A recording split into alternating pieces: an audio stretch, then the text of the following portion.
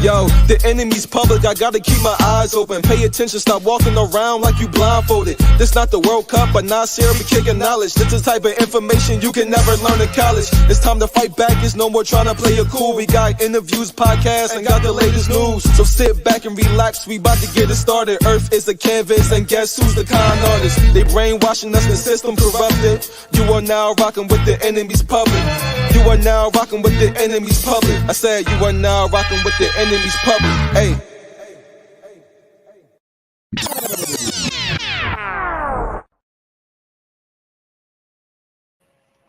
Peace. This is the enemy's public. I am Bro.Nasir.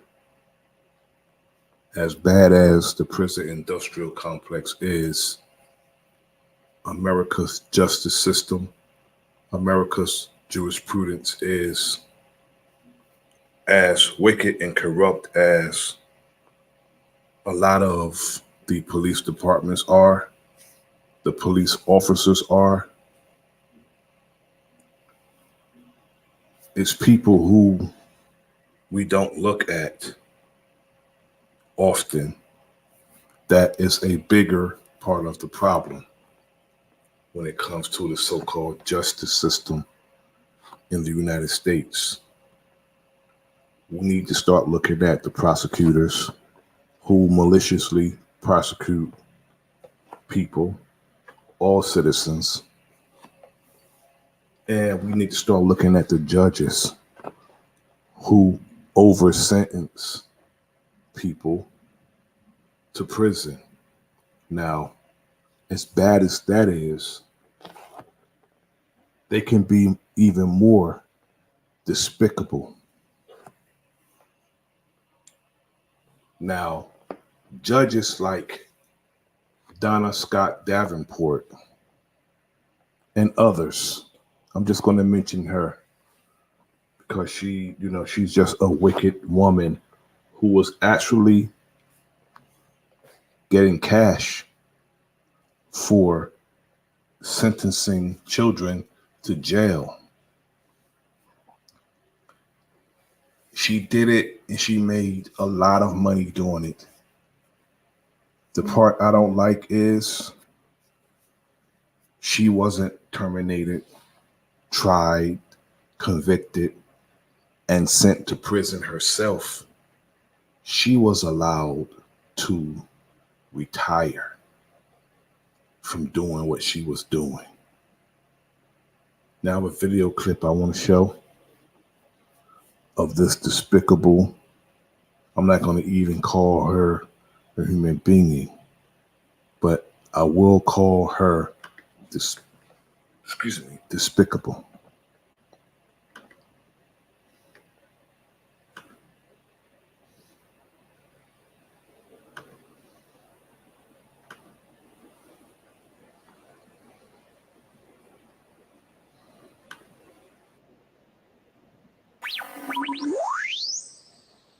Now, this story has been ongoing. I think first heard about this a couple of years ago when the investigation began.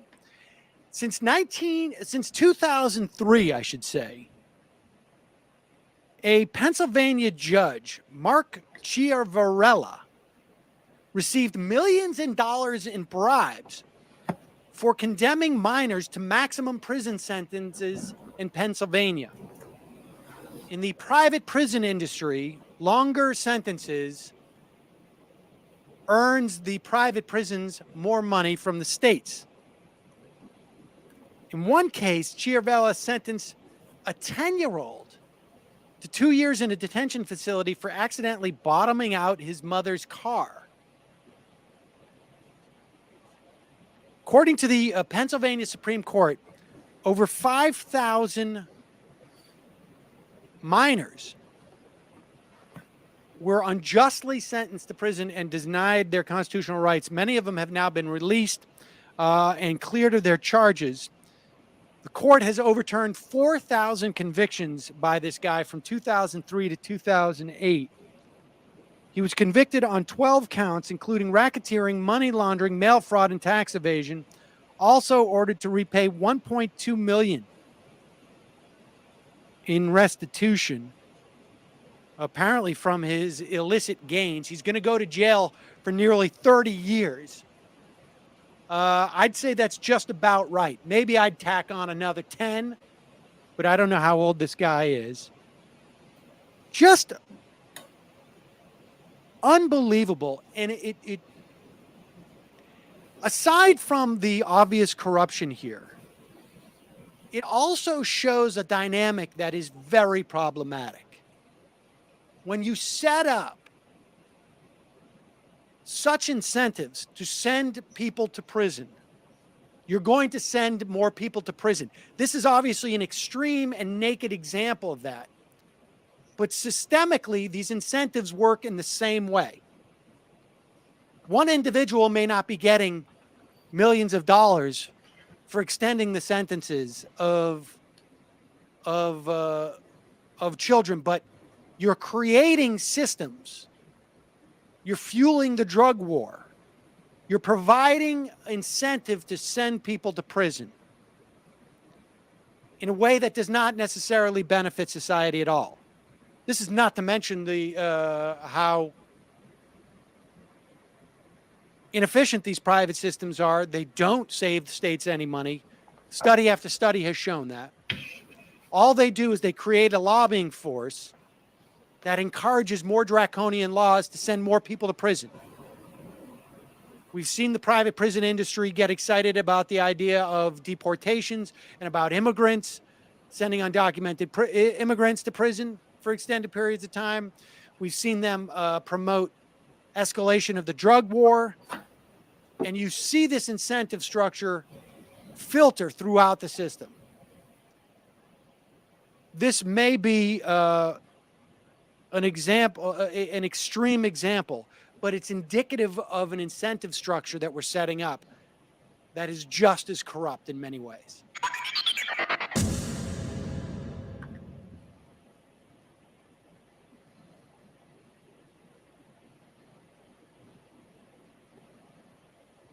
Two judges who sent children to for-profit jails in exchange for money set to pay more than $200 million to the victims of their crimes. A district judge in Pennsylvania said the money will go to nearly 300 victims and their families. The two former judges convicted in what prosecutors called a kids for cash scheme.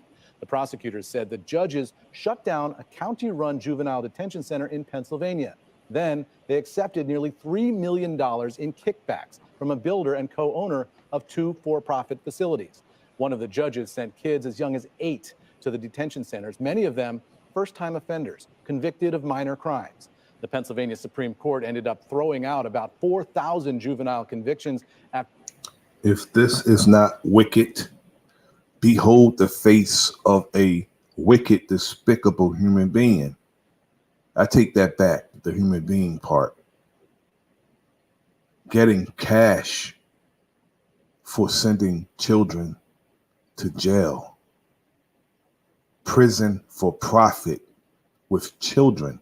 It's bad when it's adults, but children as young as 8 years old. After investigators uncovered the scheme, the district judge on Tuesday wrote that both men abandoned their oaths. He said their cruel and despicable actions victimized a vulnerable population. The oath is a damn joke. They put their hand on the Bible and they swear to tell the truth right when they're about to lie about every damn thing they're asked. Population of young people, many of whom were suffering from emotional issues and mental health concerns.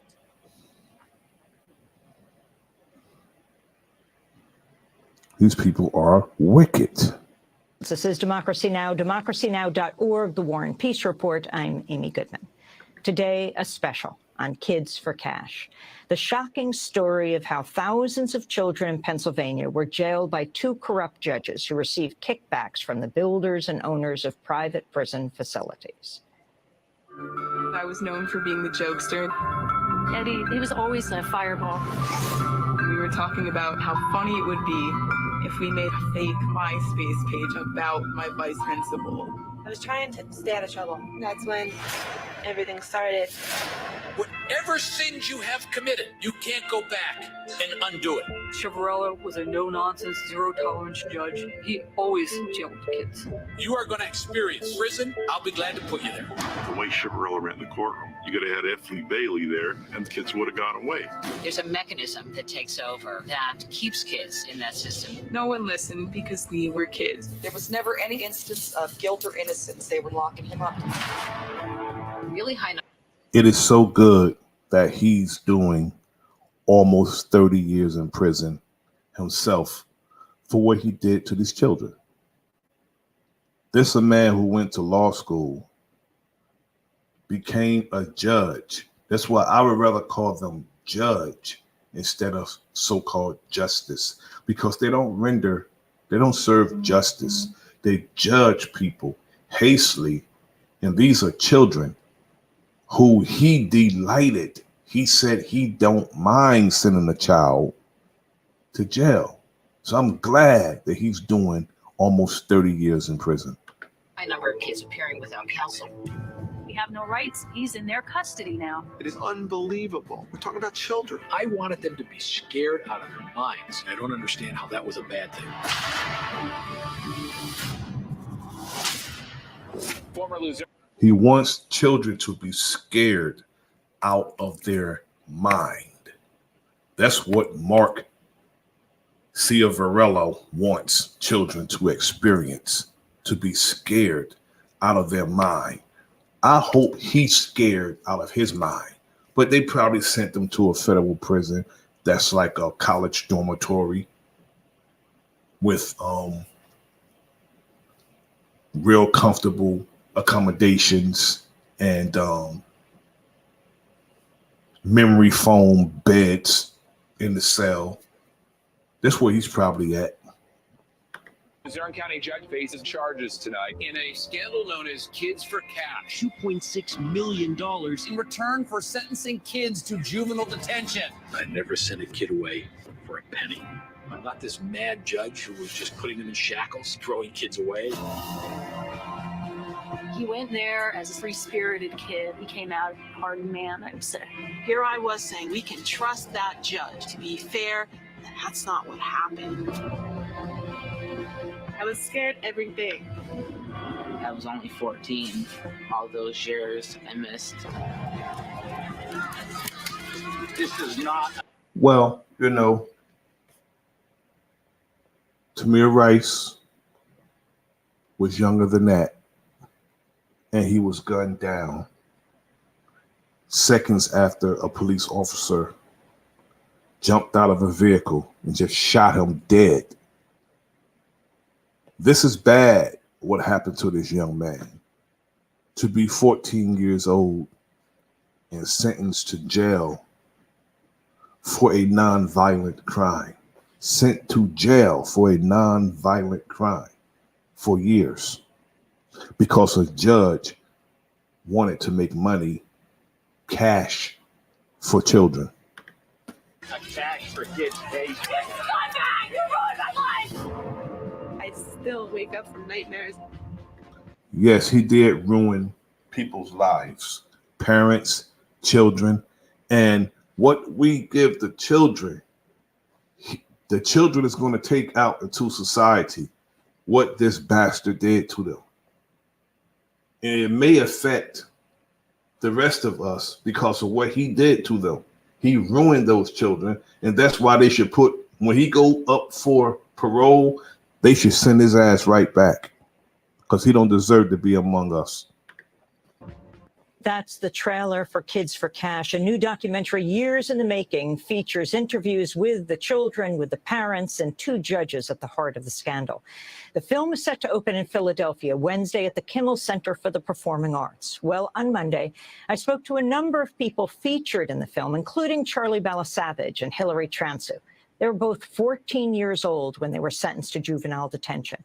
I began the interview with Hillary Transu and her mother, Lorene. Hillary was sent to juvenile detention after she created a MySpace page mocking her assistant high school principal. Her mother, Lorene, called the juvenile law. Sent to jail for mocking something that children has been doing since school existed,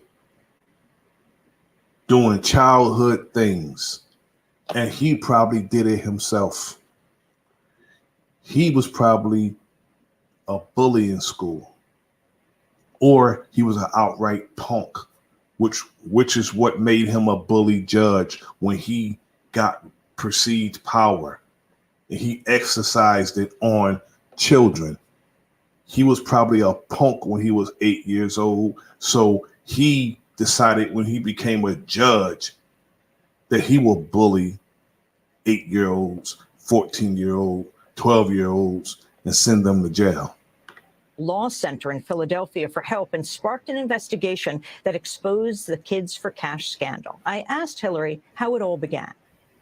I believe it was 2007 when I was on the phone with a friend and we were just chatting, and I heard a call from the bottom of the stairs. My mother sounded irate, and she yelled up to me, "Do you know anything about a MySpace page?" And I said, yeah, from like months ago. How old were you? I was 15. What was this MySpace page? It was a parody page about my vice principal. A couple of friends and I decided it would be funny to make fun of the school disciplinarian on the internet. And so we created this page, and I remember putting a disclaimer on it thinking, if anybody finds this, at least I can't get in trouble for it. And you said things like, you talked about her and said she spends most of her time reading silly teen magazines, daydreaming about Johnny Depp and nothing but tidy whities, ooh la la. Yes. Yes. And so this was what your mother was yelling up to you about? Yes. I mean, there were comments on there made by other kids that were not, that were obscene, and I will admit to that, but they were not my comments. I think I was held responsible for them because they were on the page. So what happened? Well, I mean, a lot of it is on my mom's end. She was on the phone with the police officer, and I didn't really understand what was going on. Lorraine, can you tell us what happened with this phone call? The office. That's not even a situation where police shouldn't even be involved in a situation. This is a parent, dean, vice principal, superintendent, board of education situation. It's not even a police matter. And the police are involved in a child making fun of a principal. Utter ridiculous. Officer called, asked me if Hillary is my daughter. I said yes.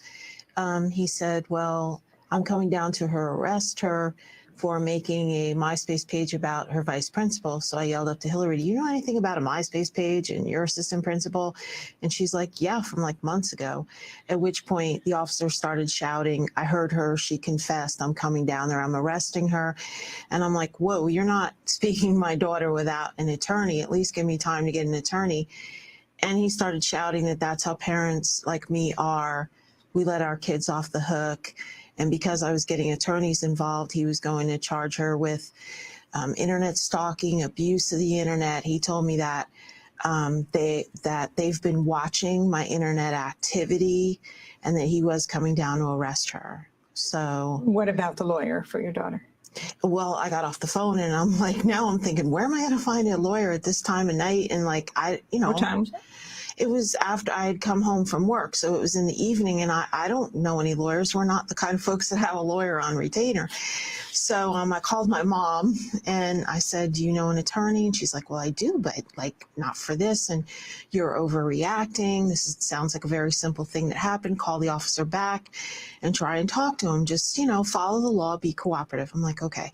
So I called the officer back and he said, hey, you keep the lawyers out of it and I'll reduce her charges to a misdemeanor of harassment. And I'm like, oh, okay, all right, we can do that. What, are you still coming down? Can you wait till, I have at least someone here while you arrest her or whatever? And he said, oh no, I don't have to come down. We'll send you something in the mail.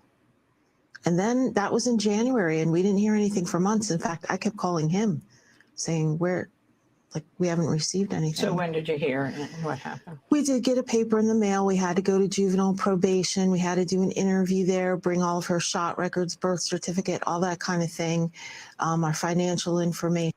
This is not even a police matter. They made something like a child prank a police matter. And how was it stalking when it was just put up and left up? Stalking is constantly approaching someone and accosting somebody, whether it's physical or verbal. This was not stalking, and they made it a police matter. And not only that, they could have just terminated the page. Just take it off the internet. But they want to go and effect an arrest of a 15-year-old over a child prank. These people are stupid and childish themselves. They asked us some very intimate questions, which was odd. You have no lawyer? No lawyer. Again, I was told keep the lawyer out of it and everything will go simply. And we asked the probation officer what's going to happen next. They wanted her to not get an attorney because they wanted to railroad the child. And she should have never trusted the police officer. Police cannot be trusted. They will jam you up. In order for the truth to come out of someone, it has to be in them in the first place. So he outright lied to this parent to get her to not get defense for her child. And she trusted that bastard. And this is what happened to her child for trusting the police. Never trust the police. Now, and he said, well, it'll probably be probation and possibly community service. Okay, do we get a lawyer? Like, no, that, we've done the study, you'll go to court, whatever. Okay. So then we went to court and we walked in and they had tables set up by last name. And we went to the table there and they said, do you have an attorney with you? And I said, no. They said, sign here.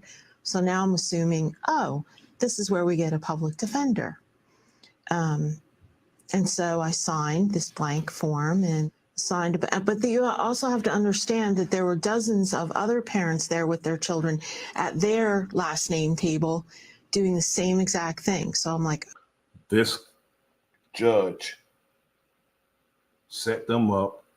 The police was in cahoots and he was getting a kickback, cash, for every child that was in their courtroom that with ignorant parents signed to put their child through that because they trusted the police and they trusted the judge.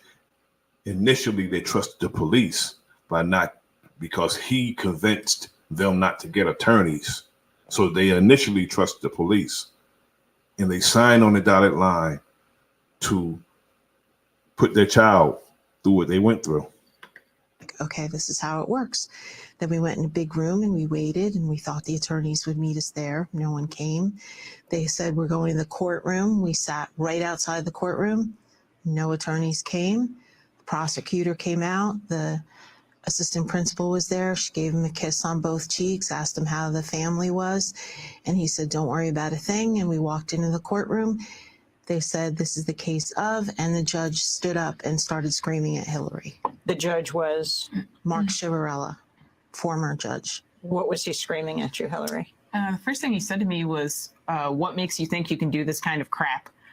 And it was really off-putting. I was there that day in my mother's clothing because she insisted that I look nice. And, at 15 years old, I didn't have anything appropriate. And I'm already uncomfortable. And he started, screaming at me, what makes you think you can do this kind of crap? And I was just terrified. I've never been before a judge before, and I wasn't expecting to be screamed at by one. So it definitely was jarring. And what happened? It took about 30 seconds, so it's hard for me to have exact details. But he said something along the lines of adjudicated delinquent, which meant nothing to me. And then I remember my mother's hands leaving my shoulders. And I remember gliding as if in like a dreamlike sort of state to this back room where all I can hear is the sound of my mother's pleading, her wailing and pleading, and I'm being cuffed, and the bailiff is saying, yes. And the bailiff says, look what you did to your mother. And it's not looking look what the police officer and the wicked ass judge did to the child. Look what you did to your mother. A child prank on MySpace, in which she should have never been on because she was only 15 years old, in my humble opinion. But still, it didn't warrant any jail time, probation time, or community service time. It didn't warrant any of that. It probably would have warranted, watch your child on social media. Don't let your child on social media because she's doing things like this, especially if it didn't happen during school hours. It's just making fun of a vice principal. It don't warrant none of the stuff they said. No, deal with your child. Check your child. That's what it deals with. Check your child. It just, like I said, it sort of like time stopped, and I began to veer off to this like parallel universe. Lorraine, did the judge hand down a sentence right there? Oh, yes. He said adjudicated delinquent, and he said send her up to fact that'll for her to think about what she's done. And I looked at the officer and I'm like, but that's not what you said. And I'm like looking at these people who have said, it'll be probation, possibly community service. And I'm thinking, this is crazy, because I had called, in Pennsylvania, we have magistrates. And I asked, my daughter's been accused with this statute of Pennsylvania law. I said, as an adult, what would be the maximum sentence? 1 night in jail and up to a $50 fine. So why on earth would I think they would take my daughter, who's never been in trouble? We had no family issues. We were not involved with the system in any way. Why would I think they would take my daughter away? So basically, I started, asking him, and then I became hysterical. This is the best way I can explain it. You saw your daughter handcuffed? No, she was it was very odd because my hands were on her shoulders. And as soon as he said adjudicated delinquent, I really didn't hear anything else. I had been a caseworker for 16 years and I knew exactly what that meant. So I turned and was talking to them. And when I turned again, it was like she had evaporated. She was just gone. I wanted to turn to our other guests in studio right now. Charlie Balasavage, talk about what happened to you. So Hillary was 15. How old were you when police first came to your house? I was 14. How old are you now? I'm 23. So you're 14 years old and the police came over? Yes. Why? At first, I thought it would be because I was riding this scooter around without a helmet on because, and ended up it wasn't that. It was that someone had reported that scooter stolen. Where did you get the scooter? My parents bought it off of a family member. They bought it for you? Yeah, they bought from it a family for me. member. So my parents weren't home at the time, so I had to call them. They rushed home, and the cops, police were there? Yeah, the police were there. The cops arrested all three of us and took us down to the police station, and we had to write a statement and everything. We told them what happened, that we bought it, and they said, unfortunately, because we didn't have no documentation saying that they bought it from my family member, that they're going to have to charge with receiving stolen property. How wicked is that? Bought it from a family member, and because they don't have a receipt, documents, they get charged with receiving stolen property. They just make it up as they go. On property. And so they said to my parents, if I take the charges, maybe I'll get probation, maybe not even, just community service. They should have never chanced their child like that. Fight with all you have. Do not, if you didn't do anything wrong, why would you take any type of pleas being an innocent person? And why would you trust the police as far as you can see them? They lie. They charge us with perjury if we lie, but they are trained to lie. Where's the justice in that equation? So I agreed to it. I was like, okay, you know, I'll do that, because otherwise my parents were going to get charged with it. Did you have a lawyer with you? No, no lawyer. This was all the cops' suggestion too, that I take the charges, nothing will happen, you know. And so I was like, okay. And I ended up having to go into court.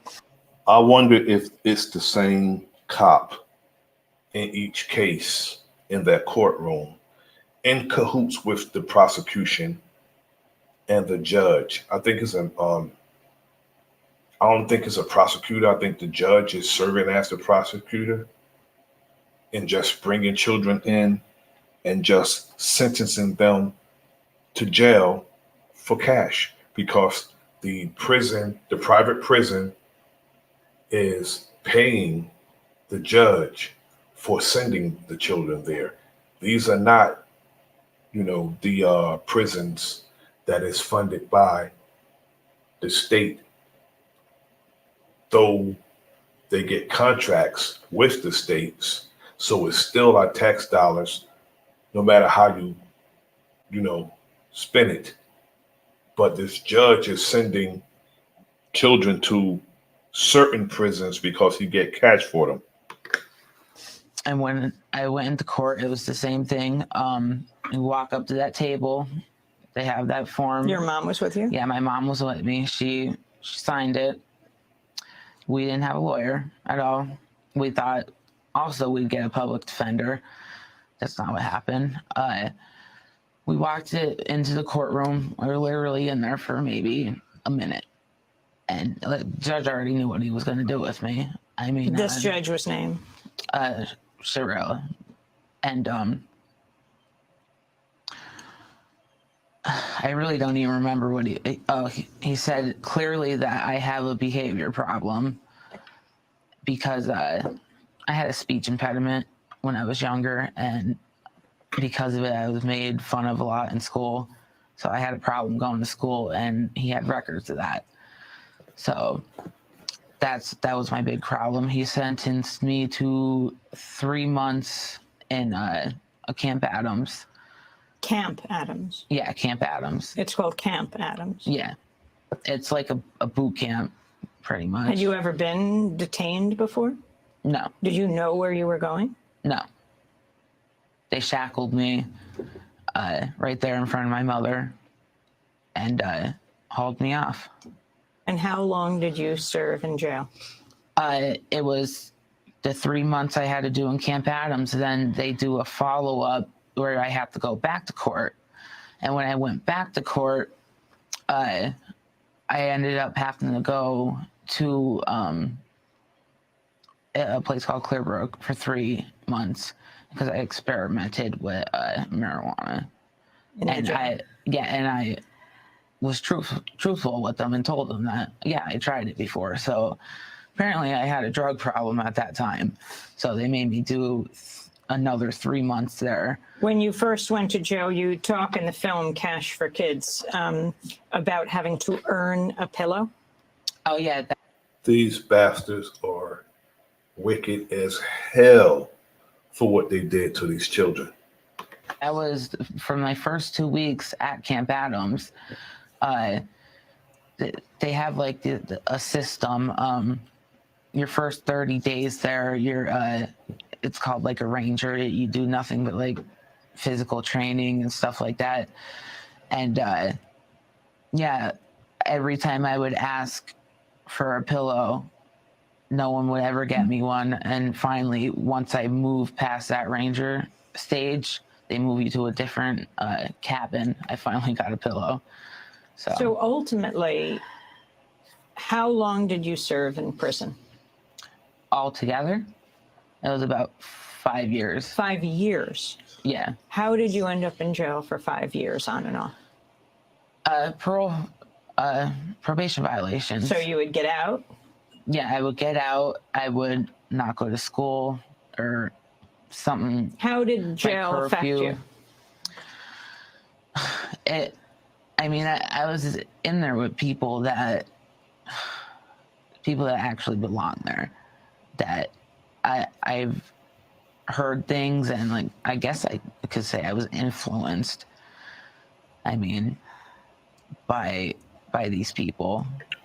When you put a child in jail with criminals, adults in particular, whether they are adults or juveniles, when you put a child who has no record in jail, they learn how to become a criminal if they're not a criminal. Just like the young brother Lionel Tate. By the time he got out of prison, they sent him to prison, not juvie, not a camp. They sent Lionel Tate to prison at age 12 for the rest of his life. But then his sentence was overturned years later. By the time he got out, he had learned to become a criminal. And then he got out and started doing armed robberies, petty crime, like a piece of parlor, robbed it. And now he's doing 30 years for that. So when they send these children to prison, well, not prison, to jail, they become criminals. Peace to my brother, Big Dog Philly OG. Thanks for coming through, brother. Even staff would say to me, well, what are you doing here? Why are you here? And I said, I don't know. That was Charlie Balasavage, one of thousands of children convicted in the Kids for Cash scandal in Pennsylvania. We also heard from Hillary Transu and her mom, Lorene. All three are featured in the new documentary Kids for Cash that's premiering in Philadelphia Wednesday night, looking at how two judges, Mark Ciavarella and Michael Conahan, took kickbacks from private prisons. In our next segment, we'll speak with Sandy Fanzo. Her son, Ed, is not with her. You'll find out why. We'll be back in a minute.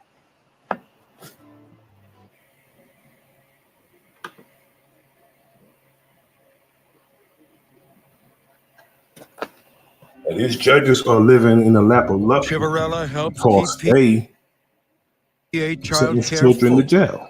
And money for holding juveniles comes pouring in. Between 2003 and 2007, the county pays the facility's owners more than $30 million. Powell purchases a jet and owns a 56-foot yacht named Real Justice. He buys a palatial mansion near the homes of the two judges who live next door to each other in this upscale neighborhood. Conahan and Ciavarella also co-own a 3,000-square-foot waterfront condo in Florida worth $785,000. I'm not aware of any judges or county officials that own $1 million condo in Florida. It just seemed excessive, and they were living way beyond their means. Exactly.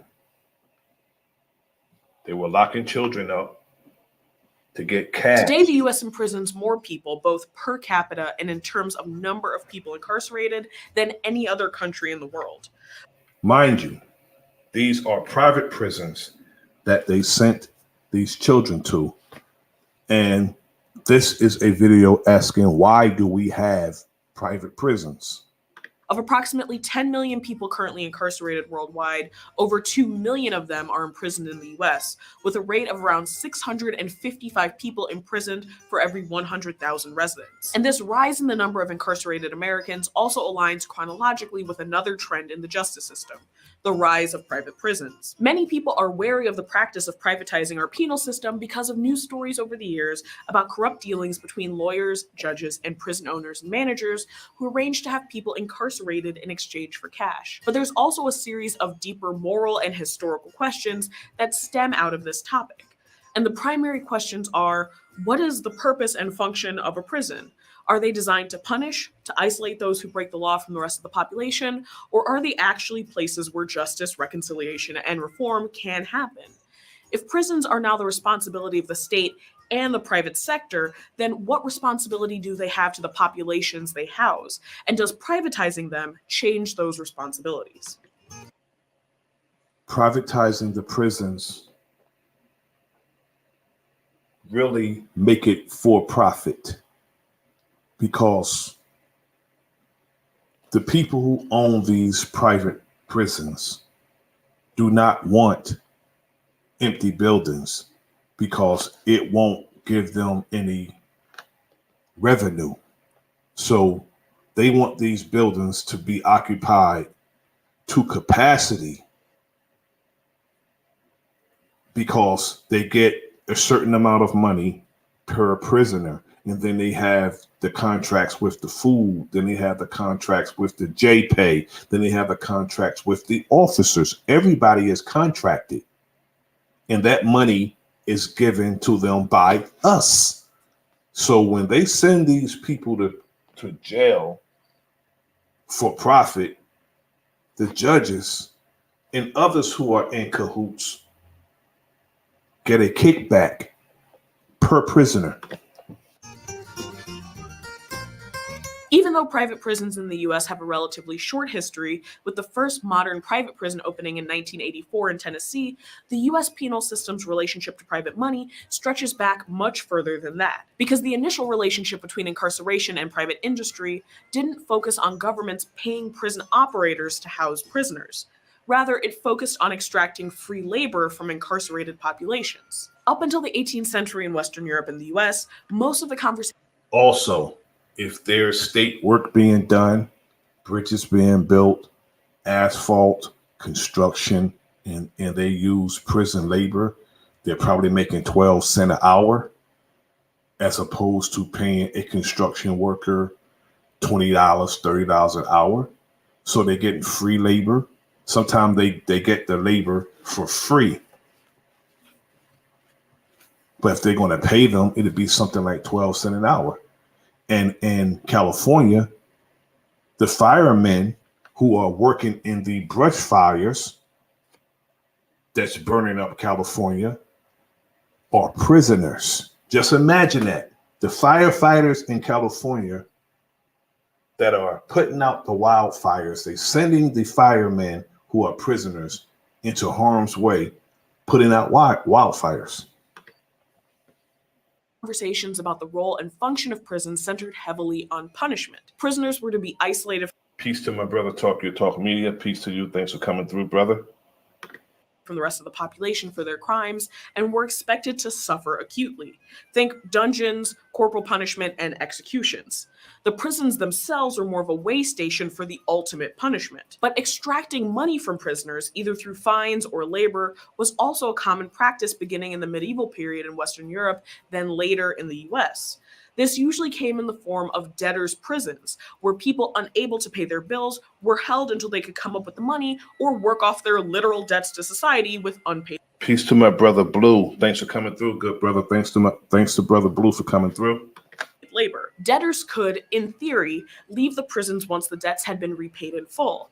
But debtors' prisons were slowly abolished until they were closed entirely in the US and Europe in the mid-19th century because they disproportionately targeted the poor. Meanwhile, the 19th century also saw the emergence of a few key changes in the philosophy and functions of prisons. First, many prisons became places of long-term captivity, in effect becoming the primary home of punished populations and not just holding zones until other harsher punishments could be netted out. The second major shift in the discussion of prison cultures in the 19th century also came in the form of prison reform. Reform took two major strands: living conditions and ideologies. Prison reformers like Dorothea Dix lobbied to improve the living conditions of long-term prisoners, many of whom were mentally ill and abused by the guards tasked with their care. At the same time, other reformers focused on the mission and purpose of incarceration, claiming that prisons had a moral responsibility to rehabilitate incarcerated people and reintegrate them into society. Even after the US outlawed debtors' prisons as inhumane in 1833, the relationship between state power, criminal punishment, and money continued throughout the 19th century. One of the primary vehicles for this was the convict leasing system. In her book, Professor Mary Ellen Curtin details the rise of the convict leasing system after the Civil War. The US southern states found themselves in financial ruin. There was infrastructural damage caused by the battles, and their economy had been anchored by the practices of legal slavery. After legal abolition, they looked to other ways to recover financially from the ravages of war, while also severely limiting the legal rights and protections of newly emancipated Black citizens. As a result, they expanded the convict leasing system. Under convict leasing, private businesses could lease a prisoner from the state. In exchange for housing, clothing, and feeding the convict, the contractors, which ranged from big factories to coal mines to private plantations, paid the government a small fee. Convict leasing effectively reinstated the terms of legal slavery under a different name. In order to increase their revenue, states began arresting African Americans at increased rates for crimes that were vaguely defined, such as vagrancy or thefts. And even though some of these crimes were a result of overwhelming poverty and lack of opportunity in the region, many of them were charges that were designed to target poor Black communities and poor white communities, although in smaller numbers overall. As a result, prisons in Alabama that were primarily housing white prisoners before the war became overwhelmingly filled with poor Black prisoners by the 1870s.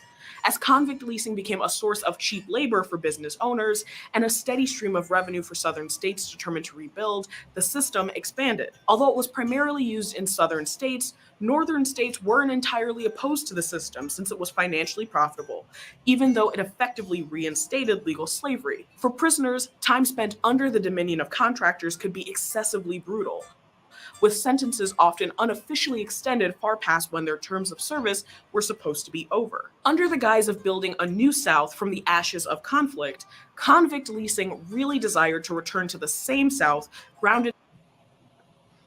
I want to get back to the Cash for Kids narrative because that's what the video's about. He's given us a whole lot of word salads. I dealt with the prison industrial complex yesterday.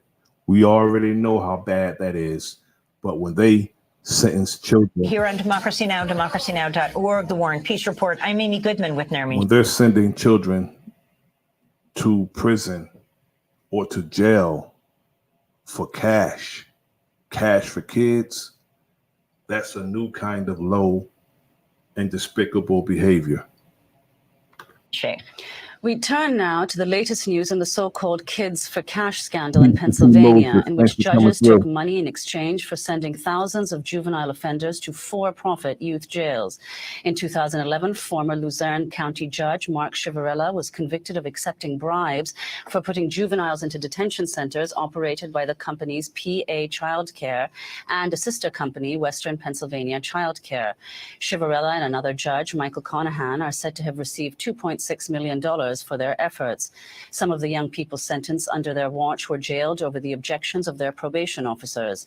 In 2009, Democracy Now! Spoke with one of the young people who spent almost a year. Sent the children to jail, and their probation officers objected to the child going to jail, but the judge sent the children in jail anyway because it was cash for kids.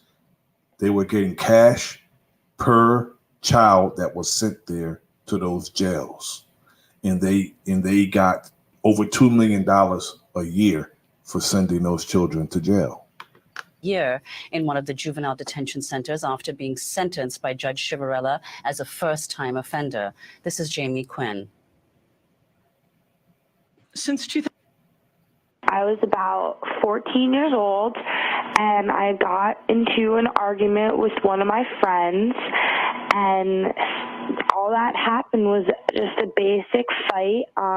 She slapped me in the face, and I did the same thing back. There was no marks, no witnesses, nothing. It was just her word against my word. My only charges were simple assault and harassment, and I didn't even know that charges were pressed against me until I had to go down to the intake and probation and fill out a whole bunch of paperwork. I asked Jamie Quinn in 2009 about the action Luzerne County Judge Mark Chivarella took in her case after taking bribes to do so. This was her response.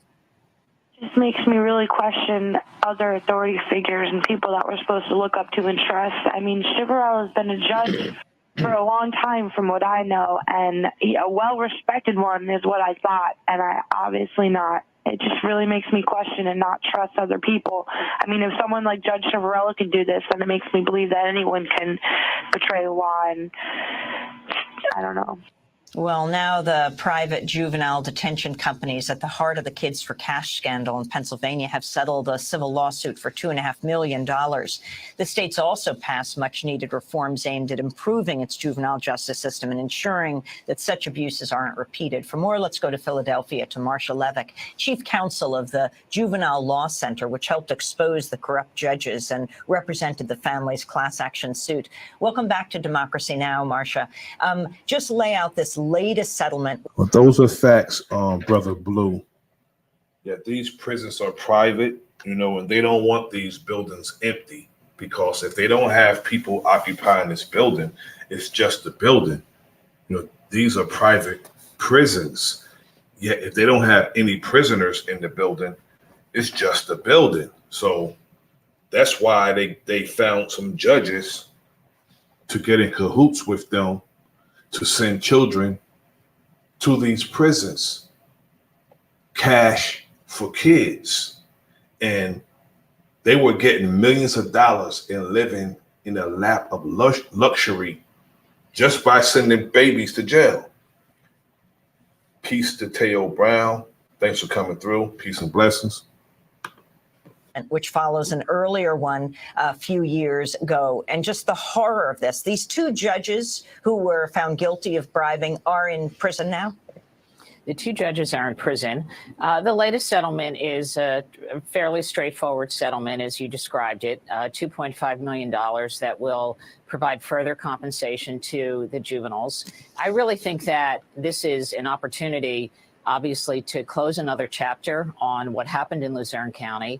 And I would add, I think really listening to the story leading up to this about the private for-profit centers elsewhere, it's really important, I think, for us as a country, I think for your listeners, to know that while we can talk about what happens in private centers, some of which, frankly, are not-for-profit, the same kinds of abuses can occur in state-run facilities as well. What do you see, Marcia Levick, as the wide... State-run facilities are just as bad. Yet when judges send children as young as 8 years old to a jail for a nonviolent charge, something like disobeying their parent, and he received cash for it, $2.5 million is not enough.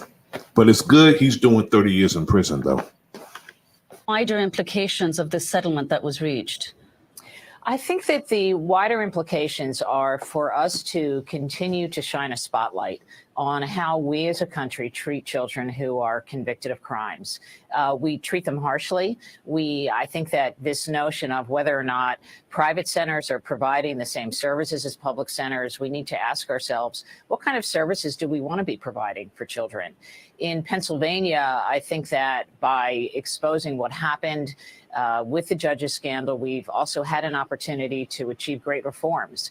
We have really changed statutory policies in Pennsylvania with respect to children's right to counsel, with their ability to obtain appointed counsel on their own, presuming that they, in fact, don't have financial resources to do that. We have eliminated, for the most part, shackling in Pennsylvania courtrooms.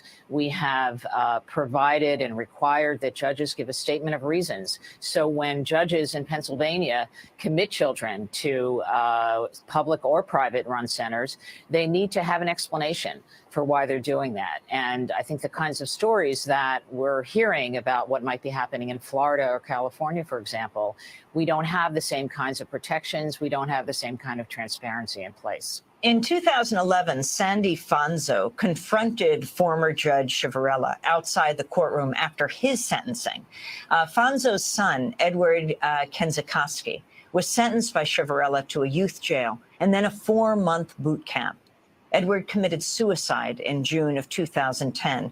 Confronting Chivarella, Sandy Fonzo blamed the judge for her son's death. My kid's not here. He's dead because of him. He ruined my life. I'd like him to go to hell and rot there forever. Ma'am, come on. No, you know what he told everybody in court? They need to be held accountable for their actions. You need to be. Do you remember me? Do you remember me? Do you remember my son? An all-star wrestler? He's good. He shot himself in the heart. That was Sandy Fonzo, whose son. He is a damn scumbag for what he did to that child. He's a damn scumbag. And he deserved more than a talking to, in my opinion, for what he did to that child. Committed suicide after being put away by Judge Mark Chivarella. She was yelling at him right outside the courtroom after he was convicted. Marcia Levick, we just have a minute. Do you feel that justice has been done in this case? Oh, I think we're still in process. There are a couple of defendants whom we are still litigating against.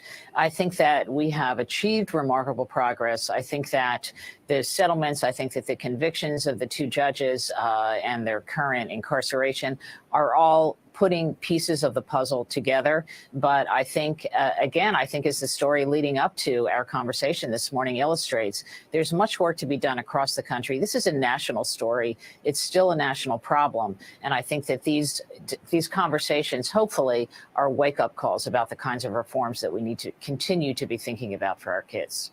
What's happened to those prisons for kids in Pennsylvania, the ones that were involved with bribing the judges who are now in jail? They continue to operate, and the litigation was not about conditions within these facilities. They continue to. Exactly, Brother Blue. We all know where stop, question, and frisk is going to happen at. It's going to happen in Harlem. It's going to happen in Bedford-Stuyvesant. It's going to happen in Jamaica, Queens, in the South Bronx. It's not going to happen in Bensonhurst or Jackson Heights. It's going to happen in Crown Heights. It's going to happen in our communities. Stop, question, and frisk. You know, it's just a way to empower police to harass our people and wanting our people to obey and comply to their perceived powers. And if you don't comply, they lock you up, call it obstruction, when obstruction is not, obstruction is physical. If you're not getting in the way physically from them doing their job, it's not obstruction. What you say cannot be obstruction unless you're inciting the riot. But questioning them and asking them, why are you stopping me, is not obstruction. And not only that, you don't work for the police department. You don't have to help them in their investigation against you. That'll be called self-incrimination. To provide services. This was really about really primarily the action of the judges, their behavior in the courtroom, and how they were so willing to remove children from their homes with really very little due process and very little regard for their rights or interests. Marcia Levick, we want to thank you very much for being with us, co-founder, chief counsel of the Juvenile Law Center based in Philadelphia. The Juvenile Law Center helped expose the corrupt judges as now involved in the family's class action suit. And that does it for. Now they're going to talk to one of the judges who was involved in the Robert, you mentioned Cash for Kids. You would not have embarked on Kids for Cash if you could not tell the victim story as well as the so-called villain story. So can you recount to us what it was like the day you actually spoke to Judge Chivarella? And I mean, where were you? What was it like when you approached him to be in this film? Well, I think to start, we really weren't going to make the movie unless we could tell it from the villain and victim's point of view, because I think that's like the classic story, you know, and almost from the beginning, it seemed like a tale right out of the Charles Dickens book, you know, and so the idea was to see if we could approach him. In fact, my producing partner and I thought, there's no way we're going to get these judges to talk. Why would they? They're about to undertake a federal prosecution. Why would they do it? But I didn't know them, but I knew of them, and I was able to get a meeting with one of the judges, Judge Chivarella, and my pitch was simple. I said, listen, this is a one-dimensional story in the media. You just maybe perhaps all your life were scheming to, you know, for this to happen, you know, to raise all this, to put kids away for money. And I don't think it happened that way, but there must be another side to this whole story. And the judge says, well, of course there is. There's always a side, but nobody wants to hear it. I'm like, well, I'm interested in hearing it. But if you agree to work with us, we're going to tell the story from both perspectives and go wherever it goes. And neither judge knew that they were being filmed? Neither judge, by agreement, knew that they were being filmed. but I can't be sure that they didn't talk among themselves. I'm not sure. Well, they were friends in the very beginning. Oh, sure. And they were enemies at the end. It's hard to know in between if they had talked to each other. I don't know. Right. So where was the first meeting with Judge Ciavarella? Where did it take place? First meeting was in his daughter's home, because at this point, Judge Ciavarella had sold his home. So he's living with his daughter. So the first meeting was there, and because he was kind of holed up there. I mean, he didn't go out, because when he went out, people would mob him. Oh, wow. So he was that well known even by face. Oh yeah. I mean, we had to sneak our equipment into the condo that he was living in, because people would see, like, what are they doing? Plus the fact that we didn't want anyone to find out that he was being interviewed. No one. And he said, in particular, the other judge did too, that he didn't want his lawyer to know either. And so it's Peace to my brother Blue. Thanks for coming up, brother. We brought our crews in from New York, and big crew too, a lot of equipment. How are we gonna get all this into your place? But we had to do it so that neighbors and others didn't know what we were doing. Brother, if you want to tap in, just let me know and I'll stop the video. And how did you do that? Just putting stuff in bags? Or? Yeah, just making just carry on playing it. Having lookouts, really, Sure. to see, like, make sure that people didn't know that we were around, and just take stuff in pieces at a time. Show up in multiple vehicles, park different places, so that we didn't have a big crew of people walking into the place. And somehow we did it. It's just amazing to me too that no one knew that we were filming them. And how many meetings did you have with him? We had, maybe 7 or 8 interviews over the course of years with the judges in different places. They weren't all in the same spot.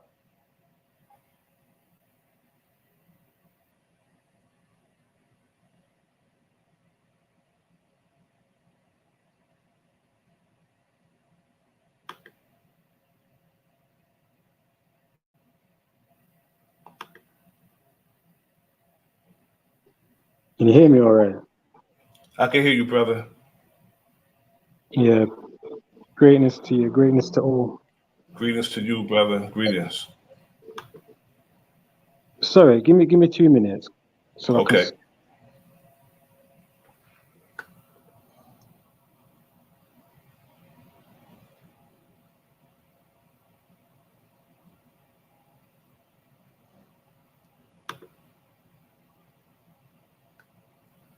He was ordered to pay a lot of money, some of those judges. Absolutely not.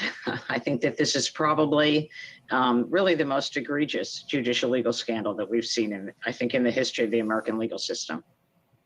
So talk us through this case or these cases. How were these judges able to imprison so many young children, even first-time offenders, on the pettiest of crimes?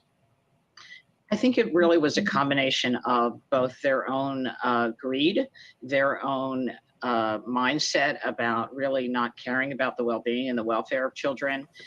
I think there was a lot of complacency and complicity by individuals in the courtroom. These kids essentially were paraded before Judge Mark Ciavarella. They were denied their right to counsel in most of the cases in which they appeared. The proceedings took about 60 to 90 seconds, and there were Not only that, that police officer have to be held accountable also, because he actually told the parents that they didn't need attorneys. At the same time, the parent should have never trusted the cop.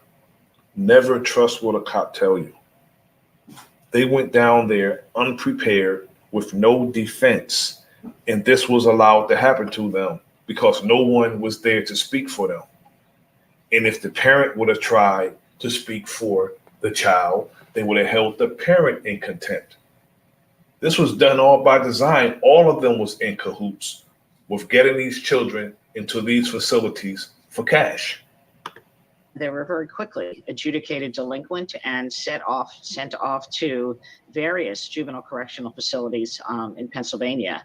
And it happened because people didn't care. They had the ability to do it. They had the will to do it.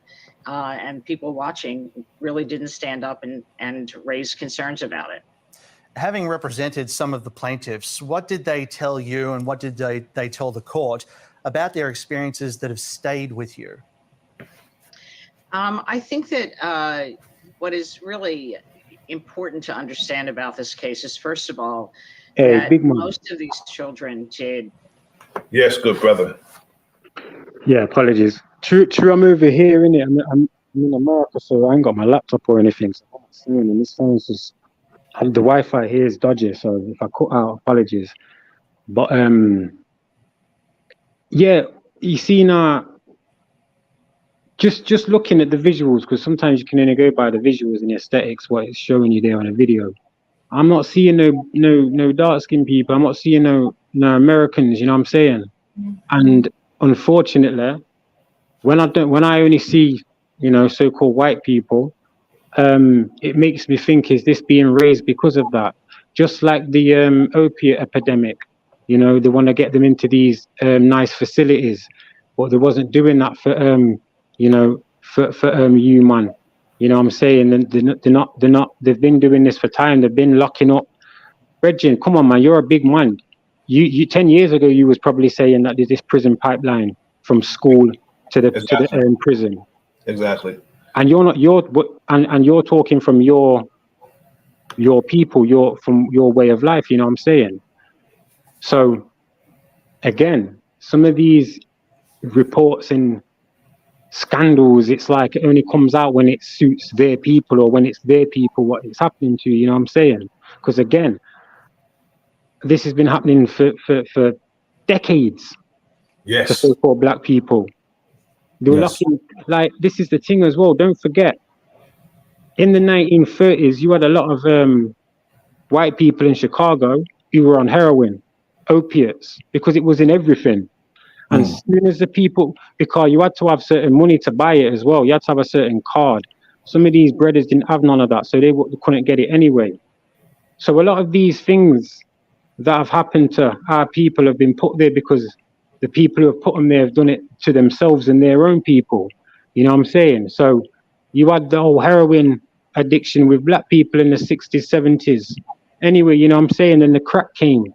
Then Biden and Clinton were locking people up for a bag of weed for like 20 years. Yes. And then now all of a sudden, for the last 6, 7, 8 years, all these interventions are coming out because their people are on heroin. Some of these politicians' youths are on cocaine and heroin. You know what I'm saying? So, yeah, this is why a lot of it comes out, because you've been speaking about this. You know. Yes, and also, Brother Blue, it's as if they're trying to corner the market on victimhood, because I don't see any of our people, as if this hasn't been happening to our people for a long time.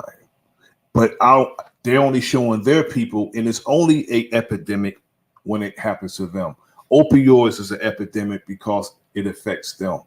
This is a problem because it's affecting children on Main Street.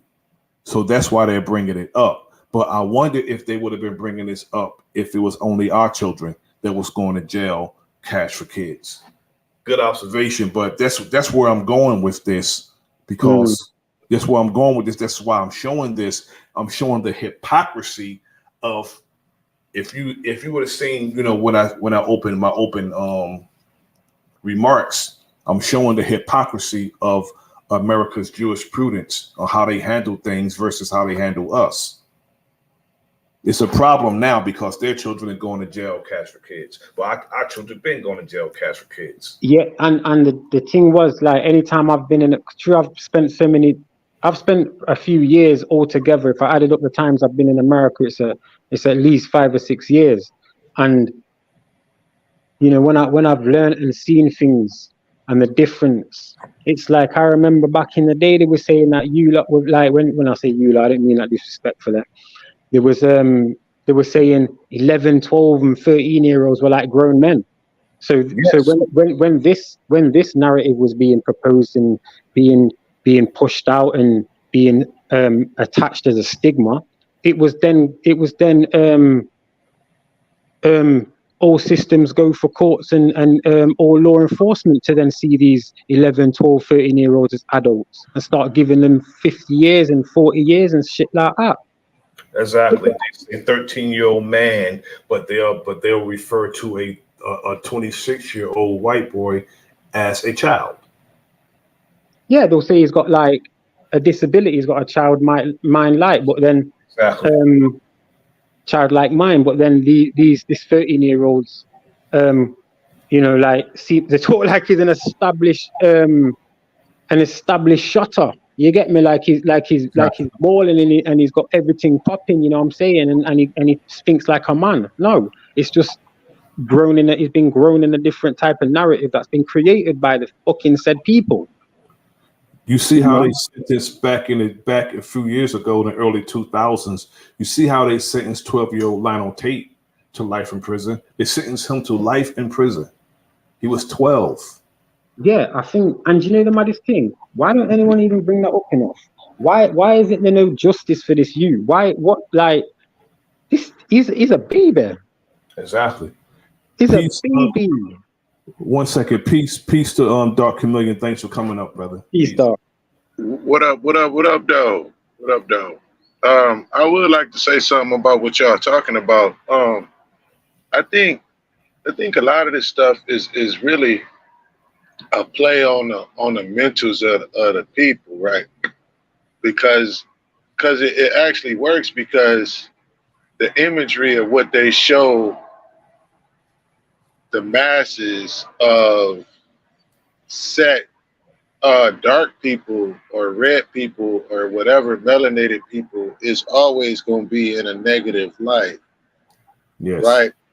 And we kind of feed into that a little bit, you know, and I think the whole world feed into the whole dark man is evil scenario and narrative that's being painted, right?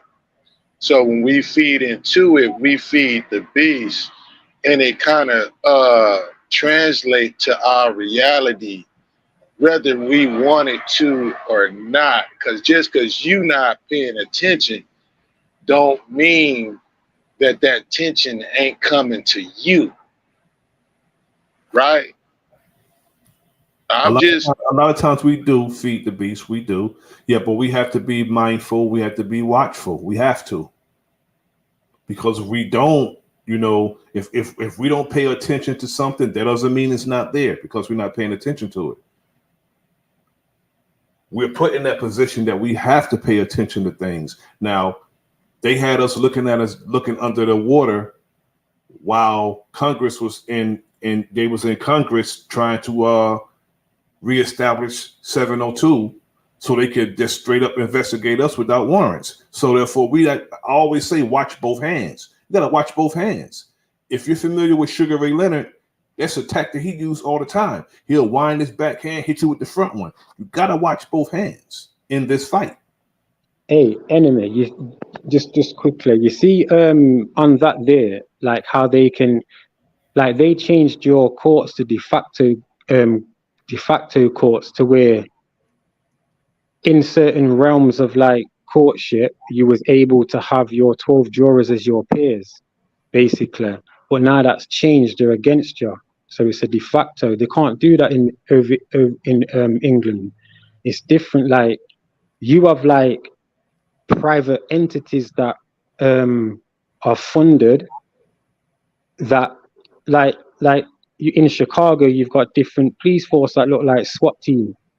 But then like if I go like Mill Creek, like outskirts of Philly and that, the police are like bounties.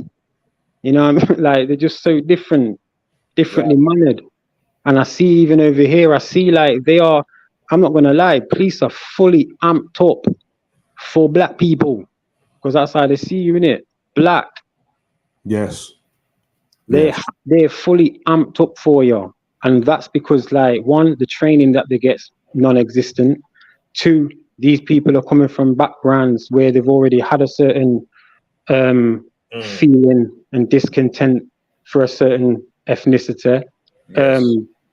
And, you know, they're already under the indoctrination of, well, they're killing themselves. You know, they sell drugs to their own and this and that, but then don't look around the corner and think, well, look at the epidemic of our and pandemic of our people. So it's a conduit of like weird little nuances of narratives and agendas that they've all got and put together, but can't seem to establish like separating them and thinking on separate ways about these issues. See, just quickly, just before Dark gets it, over here, what they'll do, they'll change the classification of marijuana. Well, it used to be called vegetable matter in the 90s. But they'll change the classification from a C to a B because they need the prisons full. And they know a hell of a lot of people of a certain, in fact, just a hell of a lot of people, but they'll come in a certain area where there's more so-called black people or brown, mixed or whatever, and rummage through their life and social life and thing, you know what I'm saying? And lock man up or give man 2 years probation for like 4 ounces of weed, like they did with me. You know what I mean? To try and fuck me up because they couldn't get me on no other the bigger drug charge that they wanted me. So they still wanted to try and stop progress, but then they'll make all these little youth groups and youth clubs, and social clubs where children can go and whatever for about 6 months, and then bam, they get shut down due to so-called lack of investment. But no, they then need people back in jail. That's what it's all about. Exactly. They don't want those buildings empty, brother. They can't be empty because the investors don't get the money. And to top it off, I don't think our people realize that they have invested a whole lot of equity in locking people up. Yeah, you know, it's a reason. It's a reason why prisons are privately owned. I don't even know if people know that the prison system is not ran by your city or state. It's not ran by the city. It's ran by a private investor. They're making money off of the demise of people. Yes. They're making money off of the law system. They're making money off of the system that is created. Like, you should be able to sue, actually, you should be able to sue the prison. If you are treated badly in a prison, if you are raped or beaten, you should be able to sue that prison. You can over here, Doc. But you know what? I agree. Go ahead, Blue. I agree. You know what, Doc? You just reminded me. I've been in jail for so many years now. I was in from August 2003 until February 2009 when I got out. And the maddest thing is when I went, see over here, you've still got some so-called like state-funded prisons, but then you've got a lot of private prisons. And I went to a private prison because I was doing long-term. And more time, I'm not going to lie, it was comfortable. But I'd already adapted my mind to my surroundings, you know what I'm saying? Hence why I can say it was comfortable. But let's, for example, a job that I got, making PVC windows that went out to companies. And I was getting your equivalent of $40 a week for hard work. Yes. That would get me at least £300 on the $300 in the real world. I was doing gardening. You get me? I was doing like we had a CD workshop where all these CDs would come and would obviously steal a few, but we're just throwing them away. You know what I'm saying? Getting the plastic, putting the plastic, separating it and everything like that. And you had to work hard to get a little P. And in them days, I was thinking, raw, me getting like $25 a week in jail, it moves with your head to make you think, yeah, that's good. Because I'd been in for like, by then I'd been in for like nearly 3 years. So I'd already been separated. And that's another thing that they do. They want to separate your mind from the reality. So when you come back out of jail, like I am still, I have a jail routine. The way everything's set out in my bathroom, in my yard, I'm fucking super clean because of these things. But I became antisocial, like a lot of people that I know. Or I started doing other things, started selling drugs hard because of certain things that I learned. Because jails, you don't rehabilitate you. It's not there to rehabilitate you. It's there for you for them to make money off you. You get me? Exactly. But yeah, man, I'll quiet still. It's the prison industrial complex. It's an industry. It's self-explanatory.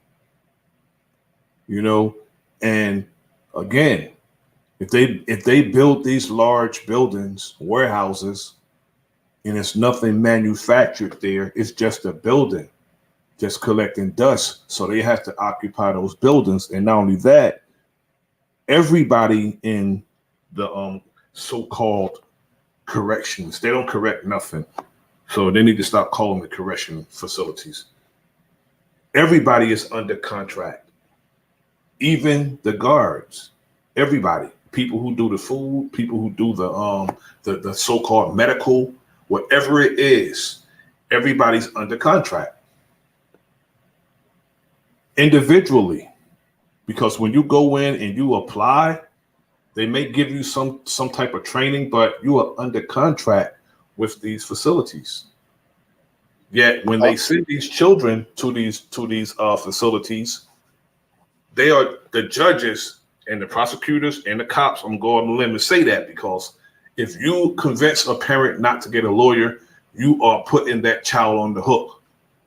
That's what they was doing, putting those children on the hook, because when they went into the court, they went in unprepared with no defense. And the judge stood there in 30 seconds, the child was hauled out of the courtroom, going to jail. So there was all the setups. It was just setups to have the kids incarcerated, and the judge was getting kickbacks for it. Cash. Right. Kids. Right. And check it out. Whether it be the defense attorney or the prosecutor attorney, I don't think our people know that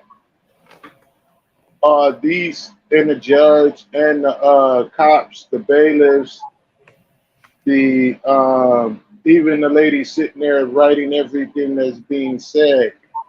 Yeah. Do we all know that they're under one umbrella? That by locking you up is called job security. Indeed. It don't matter who wins, everybody gets paid.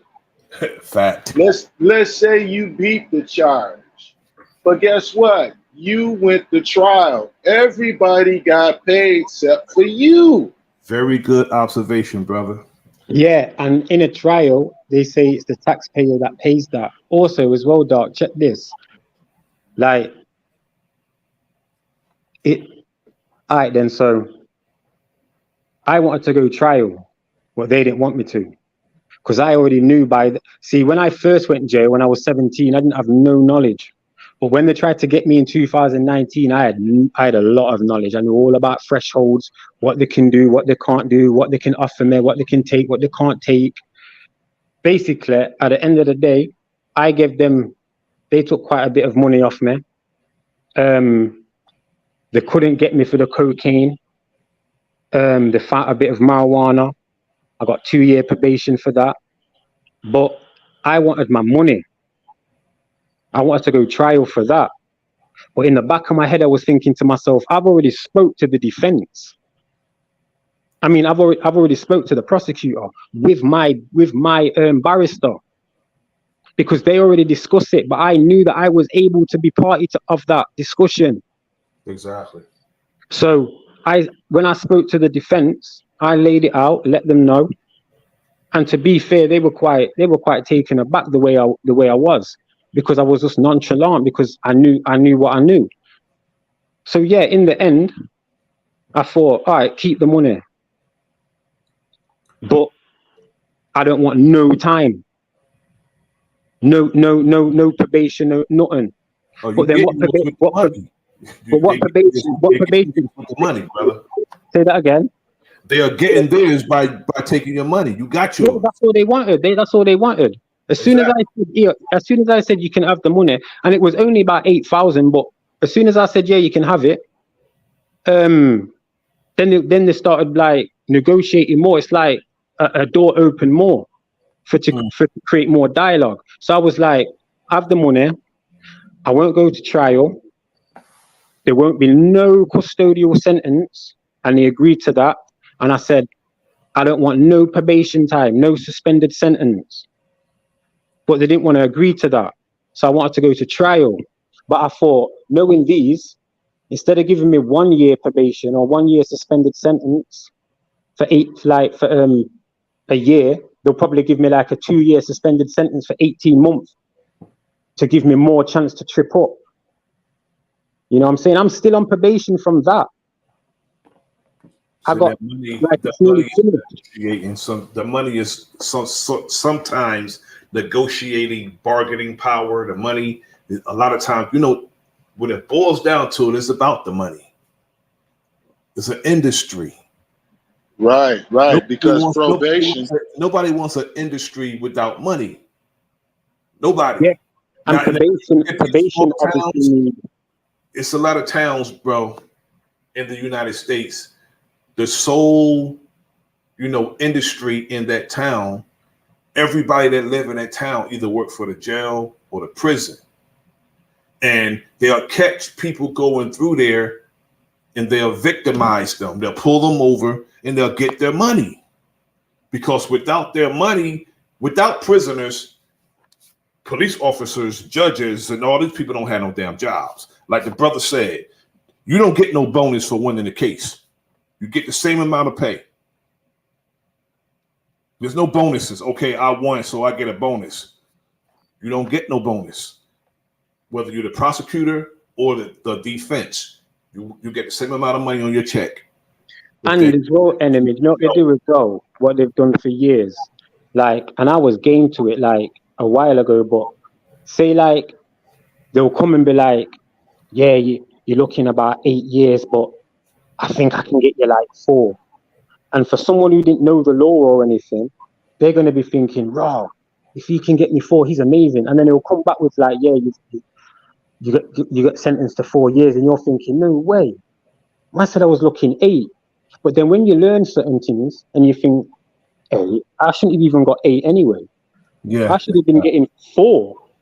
He should have been saying, I might be getting 4 and getting me a 2. So that's what they've done to obviously illiterate people back in the day in certain areas of a certain ethnicity who didn't understand nothing, who were afraid of the fucking police because of the way they operated. But me personally nowadays, especially when I come over here and I talk to like my cousins and that, they ain't afraid of them. And they've got more knowledge, that's why they're not afraid. Not because they're gonna gangbang, because they're learning now. And even if man are still shutting in certain things and trapping or whatever, man are still getting certain knowledge. Man are still in the books while they're trapping. I know certain man, like I was like that. Because I knew what I was doing it for. A lot of these youths don't know what they're doing it for, and they're just easy pickings. Hey, Blue. Let me point out something real quick. There's something in this country that I really don't like, and people look at me crazy and say they're dark crazy when I say this, right? We glorify prison. We glorify being a convict, being a felon. Yeah, I did. We do that in this country, right? I did that, I did that. And I don't do it was that. a badge of honor. You know I don't do that. I look at these things as a black eye. I look at these things as negative. Like, I'm not talking bad about people who've been to jail, because a lot of people, they didn't deserve to be in jail in the first place. So I'm not talking about you, right?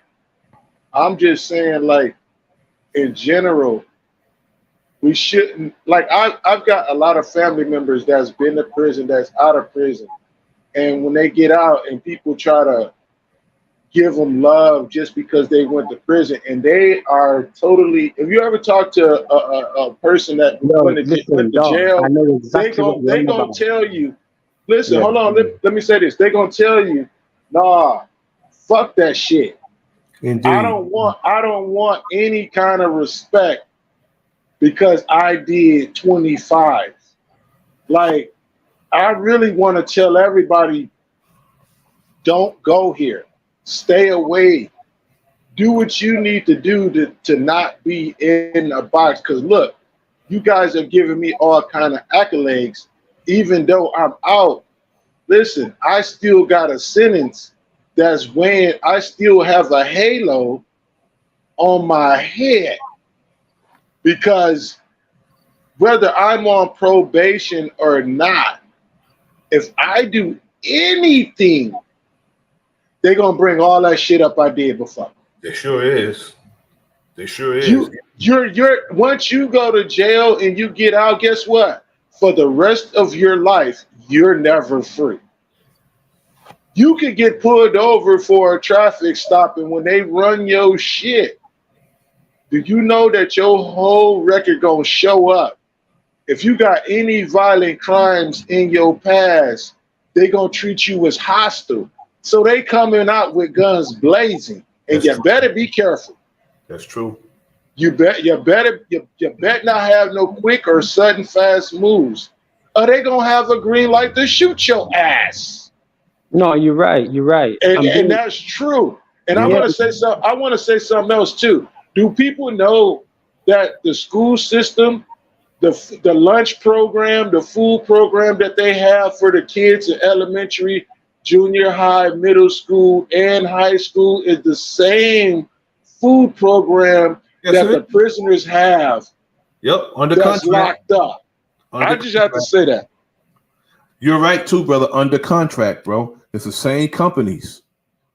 The same as that. Like the canteen systems as well. But dog, I'm not gonna lie.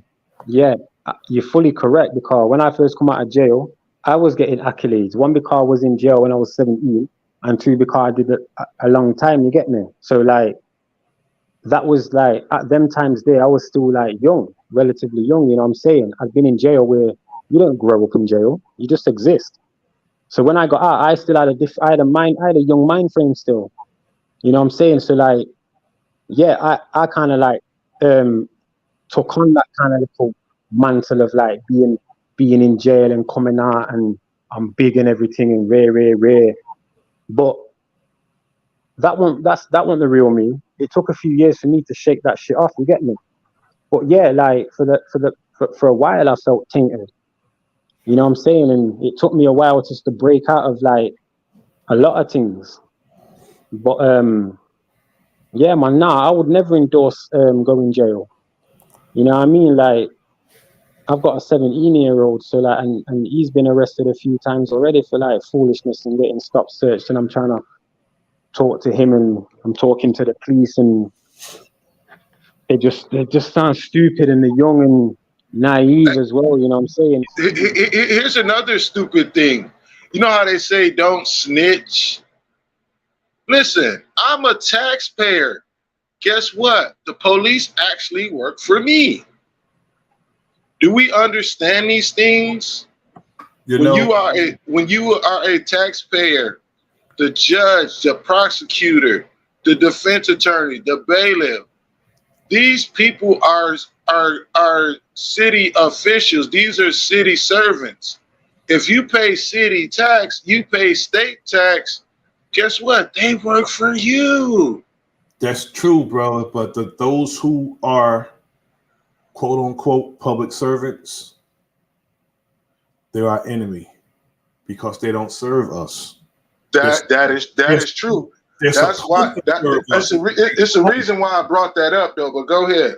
They don't serve us. They're supposed to serve us, which is the meaning of this channel. The enemy's public. Anybody who's supposed to be public servants, they're really our enemy. They don't serve us. They serve to our detriment.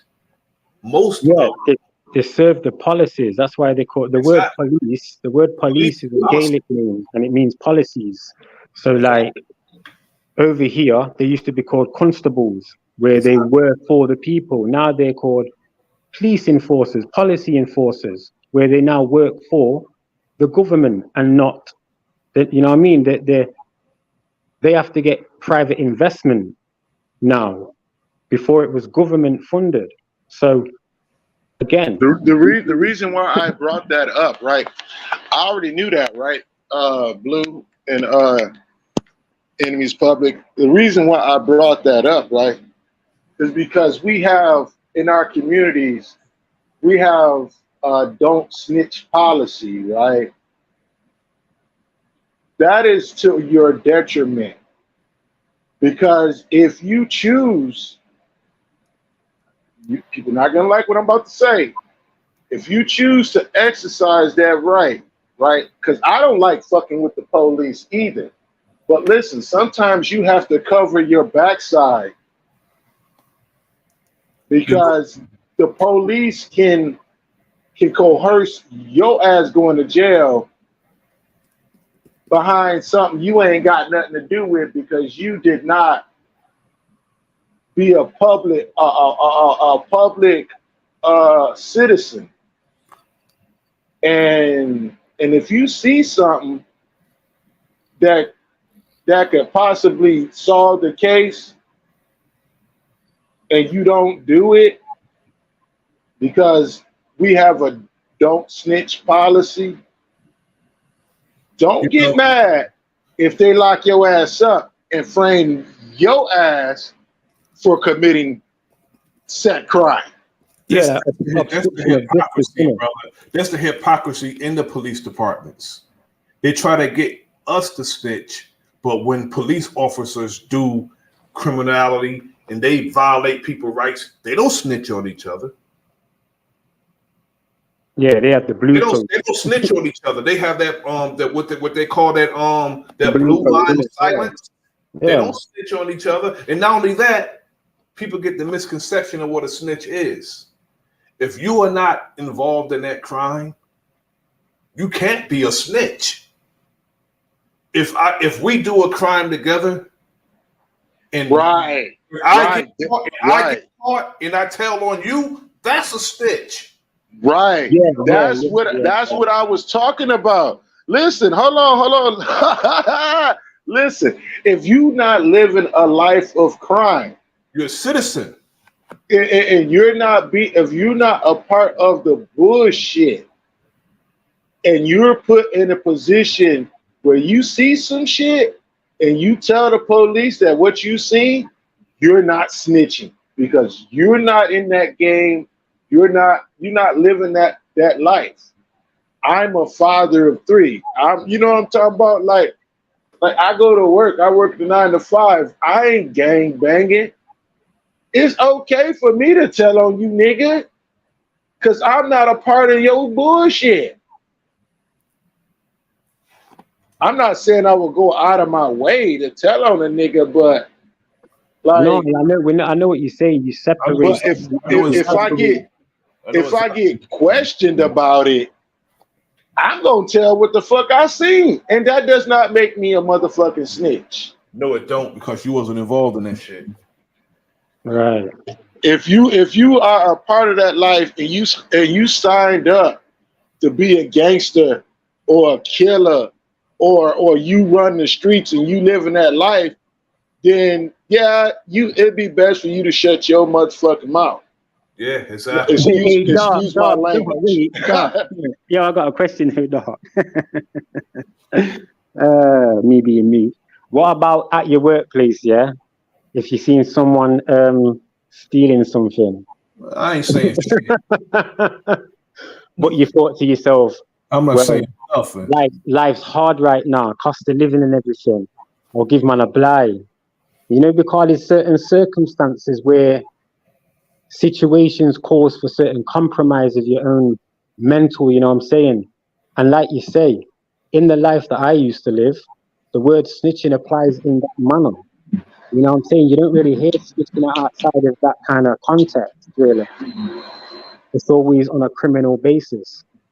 So, yeah, I think also people need to kind of like... To answer your question, I'm not finna go out of my way to do the police's job, right? Not many fucking images though.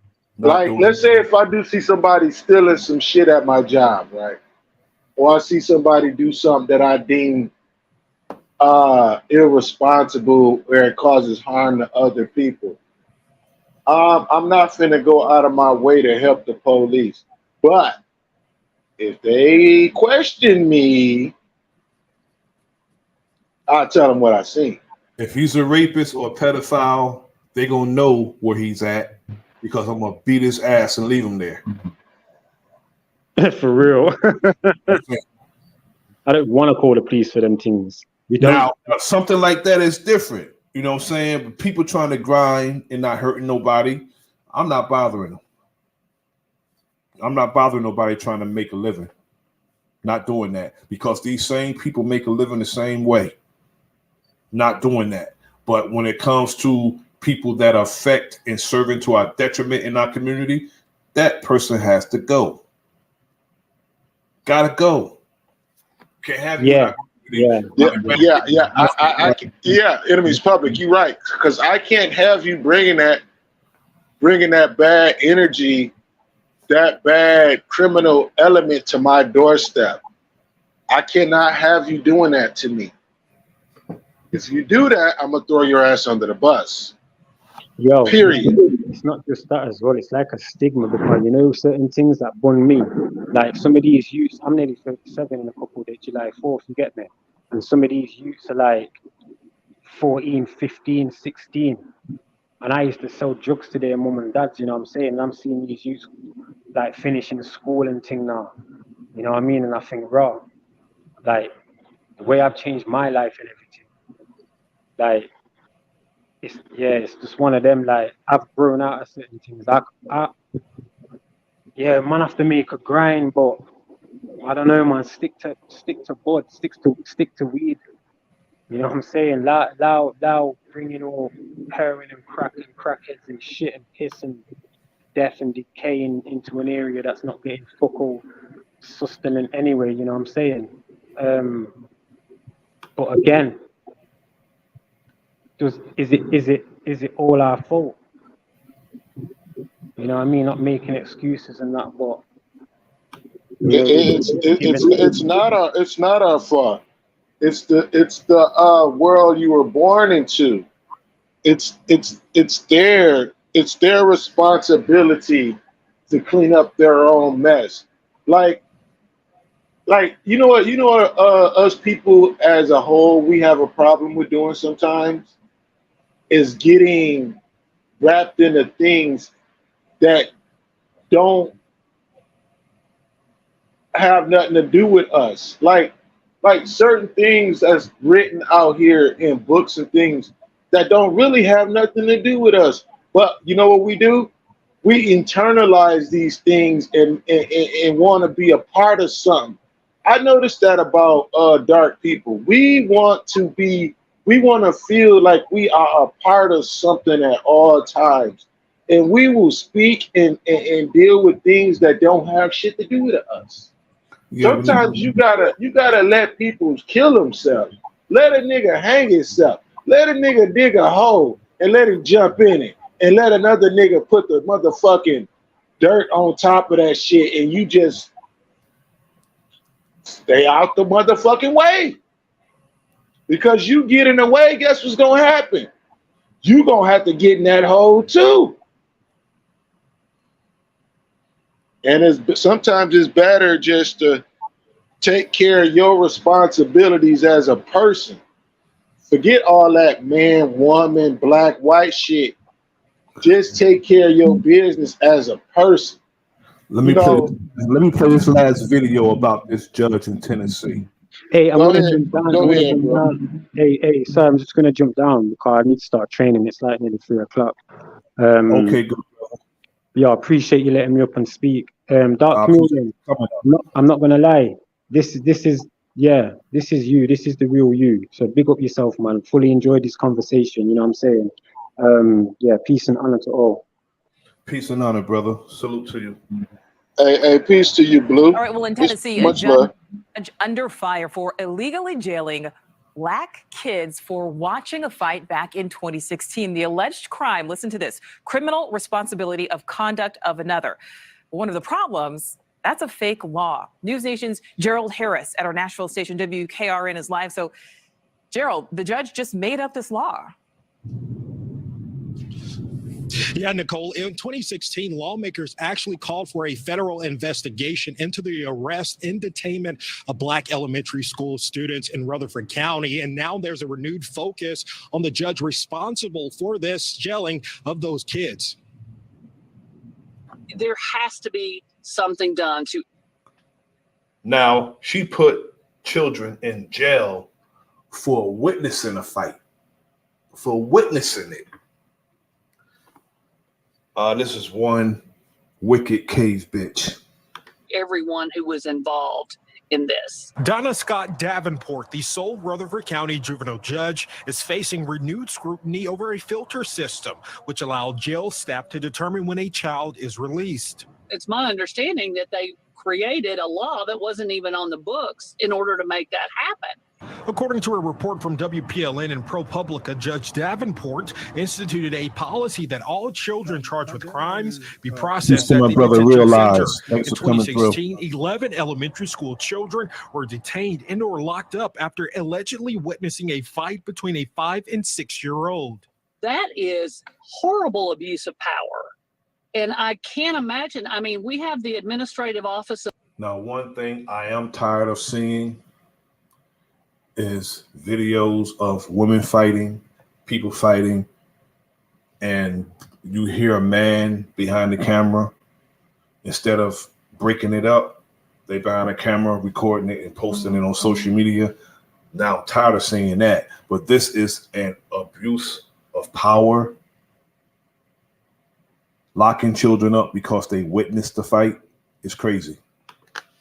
Of the courts, I believe they should take action and investigate. The alleged crime, criminal responsibility for conduct of another, a fake law. You can't make up the law. James McCarroll Jr. is the senior pastor of First Baptist Murfreesboro. His church held the first community meeting following the arrest in 2016. He says there cannot be two systems of justice. We have a responsibility to all of our citizens to give them a system that looks out for them, that allows them to not only have a constitutional right, but to have people who are assigned to carry out that constitutional right, who have hearts to really make sure that people are in the best state and space that their lives could have. Multiple Rutherford County commissioners say because of pending litigation, they cannot comment. In 2014, 48% of children were jailed under Judge Davenport's watch. The statewide average at the time was 5%. She was getting cash for kids. She was locking children up and getting a kickback from the facility. Her name was Donna Scott Davenport. She was getting kickbacks also. Letting kids fall through the cracks in all different ways. And this is just one more way we have discovered where DCS has dropped the ball. And they need to be looking closely to my brother, at these programs to make sure that they are following our laws. And in a settled lawsuit in 2017, Rutherford County agreed to pay each of the 11 children nearly $400,000, Nicole.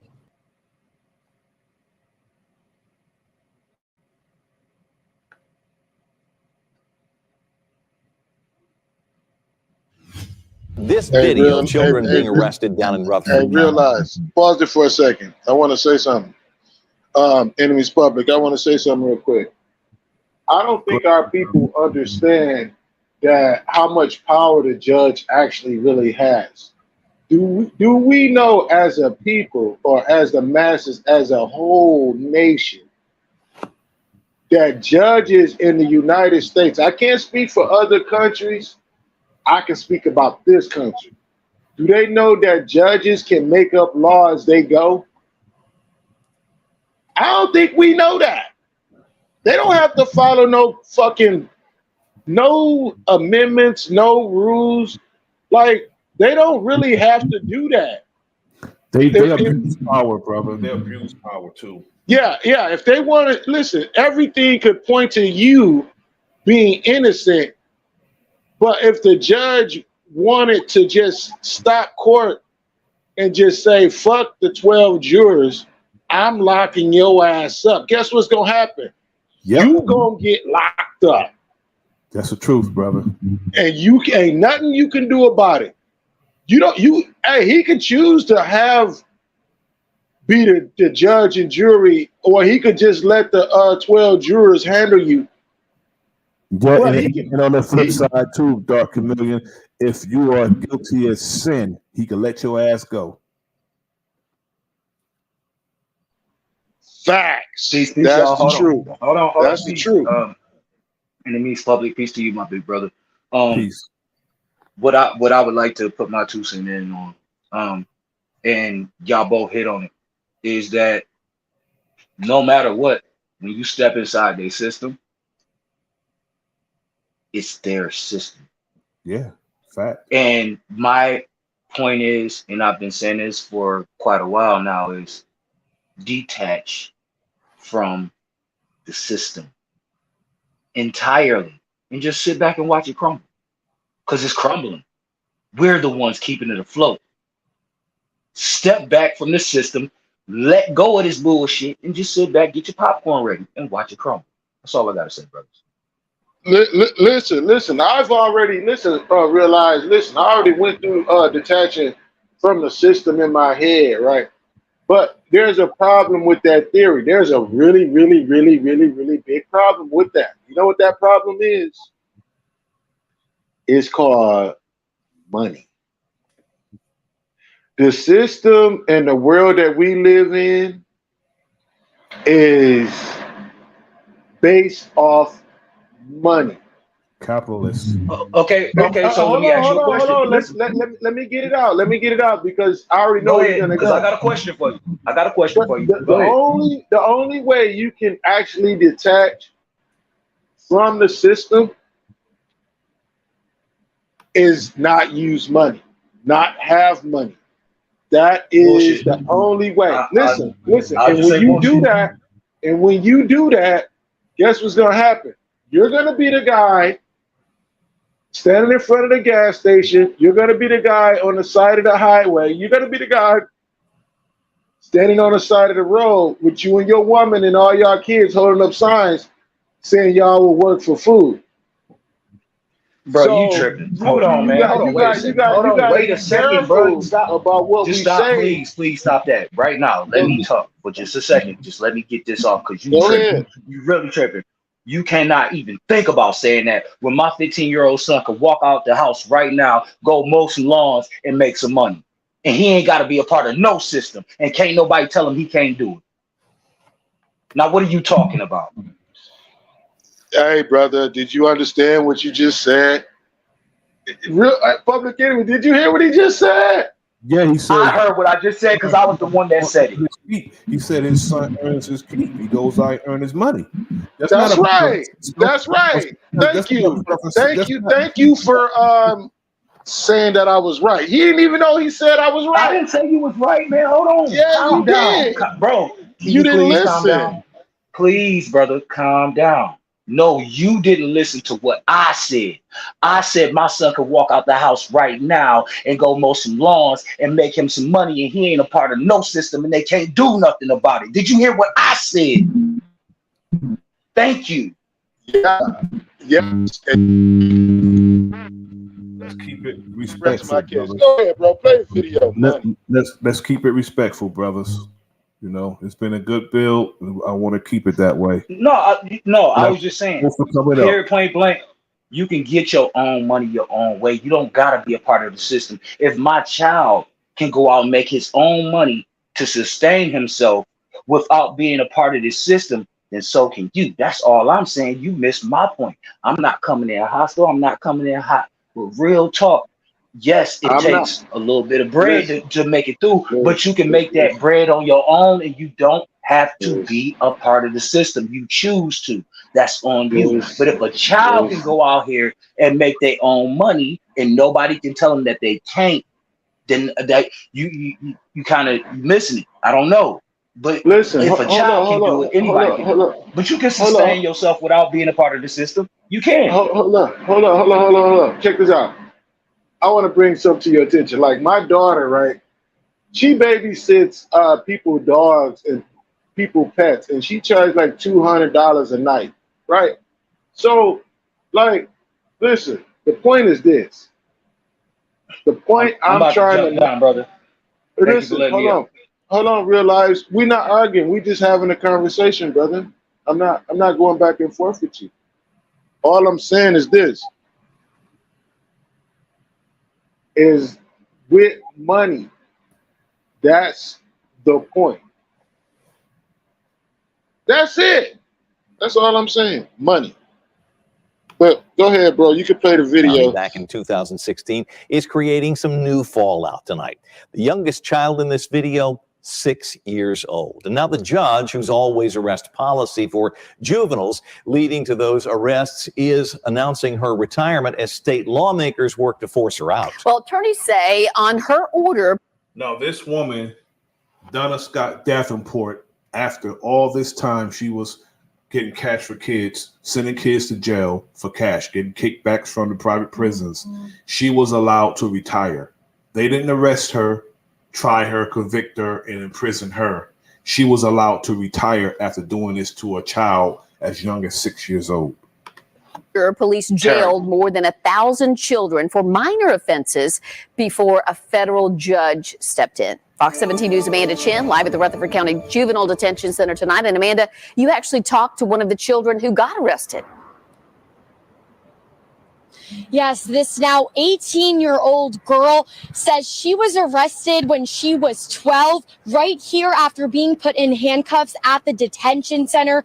And she tells me to this day, it still haunts her. It started after Murfreesboro police arrested 10 children in 2016. The arrests based on cell phone video of a fight. Officers arrested and handcuffed 12-year-old Jacoria Brinkley and her twin brother. Jacoria says officers told her mother they instigated that fight, but Jacoria says they were never even there. I was really in shock because I was like, I never been in jail before. I never did nothing bad. Like, I was scared and everything. Like, it really terrified me. Lawyers say this all stems back to Judge Donna Scott Davenport, the only juvenile court judge in Rutherford County's history. I was crying, and my big group, like, well, we're twins, but he's older than me. He was like, it's going to be okay. They can't keep us in here for long. We didn't do nothing. In a lawsuit filed by juveniles and their guardians, it states in Judge Davenport's 2003 policy, police were to bring any child to the detention center for processing and incarcerate them if that's in the child's best interest. But lawyers argue Tennessee law does not allow the pretrial incarceration of children unless juveniles are charged with a violent felony, a weapons offense, or a probation violation. They need to watch what they're doing before they make an arrest. They need to be more careful of these children. Judge Davenport originally sought re-election until announcing her retirement Tuesday afternoon. I asked if she had anything to say about her policies. A spokesperson tells me she has no further comment. While a federal judge ruled for Judge Davenport's policy to stop, Jacqueline says this will stick with her family forever. And my kids was having nightmares, like after the fact that they went to jail and spent time in jail, they was dreaming, screaming like the police was arresting them. So Rutherford County government will pay up to $11 million to settle a class action lawsuit after an agreement. She should be in prison herself. That's the problem with some of our people. We take these payoffs and there's no accountability. She need to know what a prison cell look like and feel like. She needs to know about that firsthand for putting children through this because they witnessed the fight. She locked them up and got paid for it. In June. Though the spring semester is just 6 days away, TSU students tell me that they still don't have any housing, leaving some frustrated and anxious for what's to come. This is honestly it's very sad. It's saddening. Michael Madison and his two classmates who choose to remain anonymous are now demanding answers from TSU. I think what I want most out of this is I want some accountability to be taken. You know, I want someone to take accountability for what's being done. These students, all upperclassmen, tell me they were forced to stay at a local Best Western last semester due to an overflow issue with housing. In which they told us that it was only going to be for the fall semester. And for the spring semester, they said we were going to be put on campus. But this student says this is not the case. And she was told that freshmen will get priority housing. But she adds that there's still a lot up in the air for overflow students, as the start of class is quickly approaching. There's not going to be space opened up to put 300 plus students on campus after you're housing the priority students who are these new incoming freshmen. So we need to be put in a hotel. She says that every attempt to reach out to the school leads to a roadblock, with staff members giving a new answer each week. Everyone's calling every day. We're hearing different things. These students are asking for more communication from the school. This looks like a jail to me, man. Yeah, it does. It does. This is kind of fucking with my spirit. This kind of fucking with my spirit, bro. This look like a jail. That look like the projects I grew up in, just to keep it a buck with y'all. I grew up in the projects of Detroit. That's what the buildings hold on, wait. But I'm talking about, you know, these is children, bro. Yeah, you know, it being a project don't make it no better because a project is another word for experiment. It's a project. That's a fact. That's a fact. And look, this is what I'm getting from this. Our babies are being attacked, y'all. Our children, our heirs, our little ones, man, they being attacked on all angles and at all ages. Like this shit is getting diabolical, man. Soft targets, brother. What we going through, man? Hold on. Just please. This is nothing new, brother. Go ahead. My bad. I'm sorry. I'm sorry, bro. Go ahead. Okay, so if it's nothing new, why ain't we changed yet then as the men? Because this shit shouldn't be happening to our people. I'm sorry. But I'm not sorry. Just saying what the fuck I'm saying. Hey, listen. Something gotta change. You know what? Realize you right. But listen, whether it's going unseen or seen, you are play your position. I play my position. Like your position is to take care of your children. You can't worry about damn right. Nope, you're right. But I do care.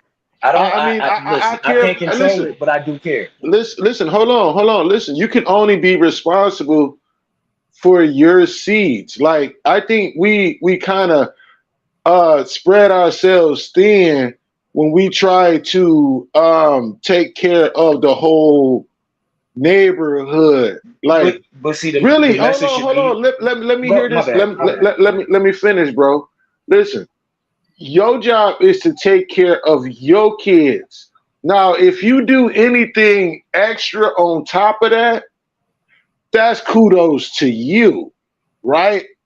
I'm not saying don't do protect other kids and protect other people, but we do understand the whole cash for kids thing. It has nothing to do with people putting cash up for kids and people putting out money for kids. Listen, the whole cash for kids thing is, listen, once I get you in the system as a child, guess what? For the next 20 years, depending on what crime you have done, you're going to feed the system. And the more kids I lock up, the more stronger our foundation to our job security will be. If I lock up 100 kids, we're going to eat off of that 100 kids, because remember, what we talked about earlier is 100. When you get locked up, the more time you spend, the more money they make. Yep. Off locking you up. When you get out of prison, guess what? You get a bill. You get a bill. You know, you get a fucking bill for every meal for you've eaten And for every night you slept in that prison, you get a bill. Like it's Hotel Rwanda in this bitch. Like you pay for all that shit. Yeah, and So make they you lock pay you up and for make it. you, ain't that a bitch? Just like Thanksgiving. Just like Thanksgiving. 1 second, brothers. In New Jersey, if you get locked up, they charge you for processing. When they processing you in the jail, you got to pay for that. After you already pay taxes to pay their salary. That's what kills me with this system. They'll ask you to pay court costs when you already paid court costs with your taxes.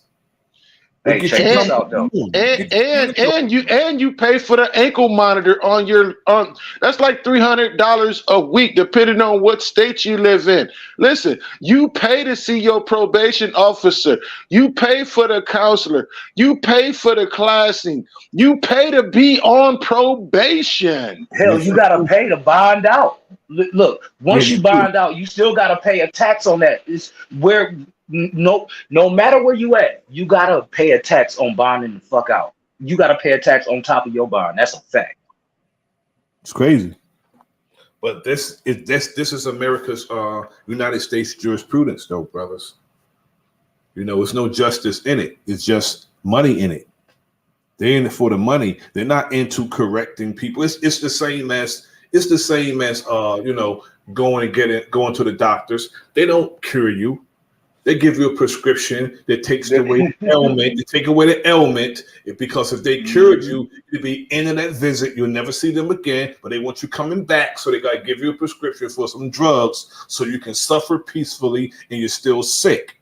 But if they cure you, you're done. If they correct you in a correctional facility, you're done. They'll never see you again. That's the end of the money. But they want to put a revolving door on the prisons so people can go in and out. They might as well put a revolving door there, because they want them in and out. And again, they don't want those buildings empty. There's nothing with an empty building. It's not an industry. It's not a complex. It's not business. If the buildings are empty. Like if the correctional, that's a fact. And if the correctional facility actually corrected all of its inmates, guess what's gonna happen to that fucking prison? They gonna fire everybody that worked there because you're not doing your motherfucking job. You corrected these people. None of the prisoners that you helped get released, none of these people are coming back. You're gonna get fired. You're not doing your job. You are not there to make sure they don't come back. Your job is to just make sure they don't die. Let them get their ass beat. Let them get harassed and sexually abused. But just make sure they come back, because that way we all can keep our job and we can all keep eating off of these people. So let me ask you something.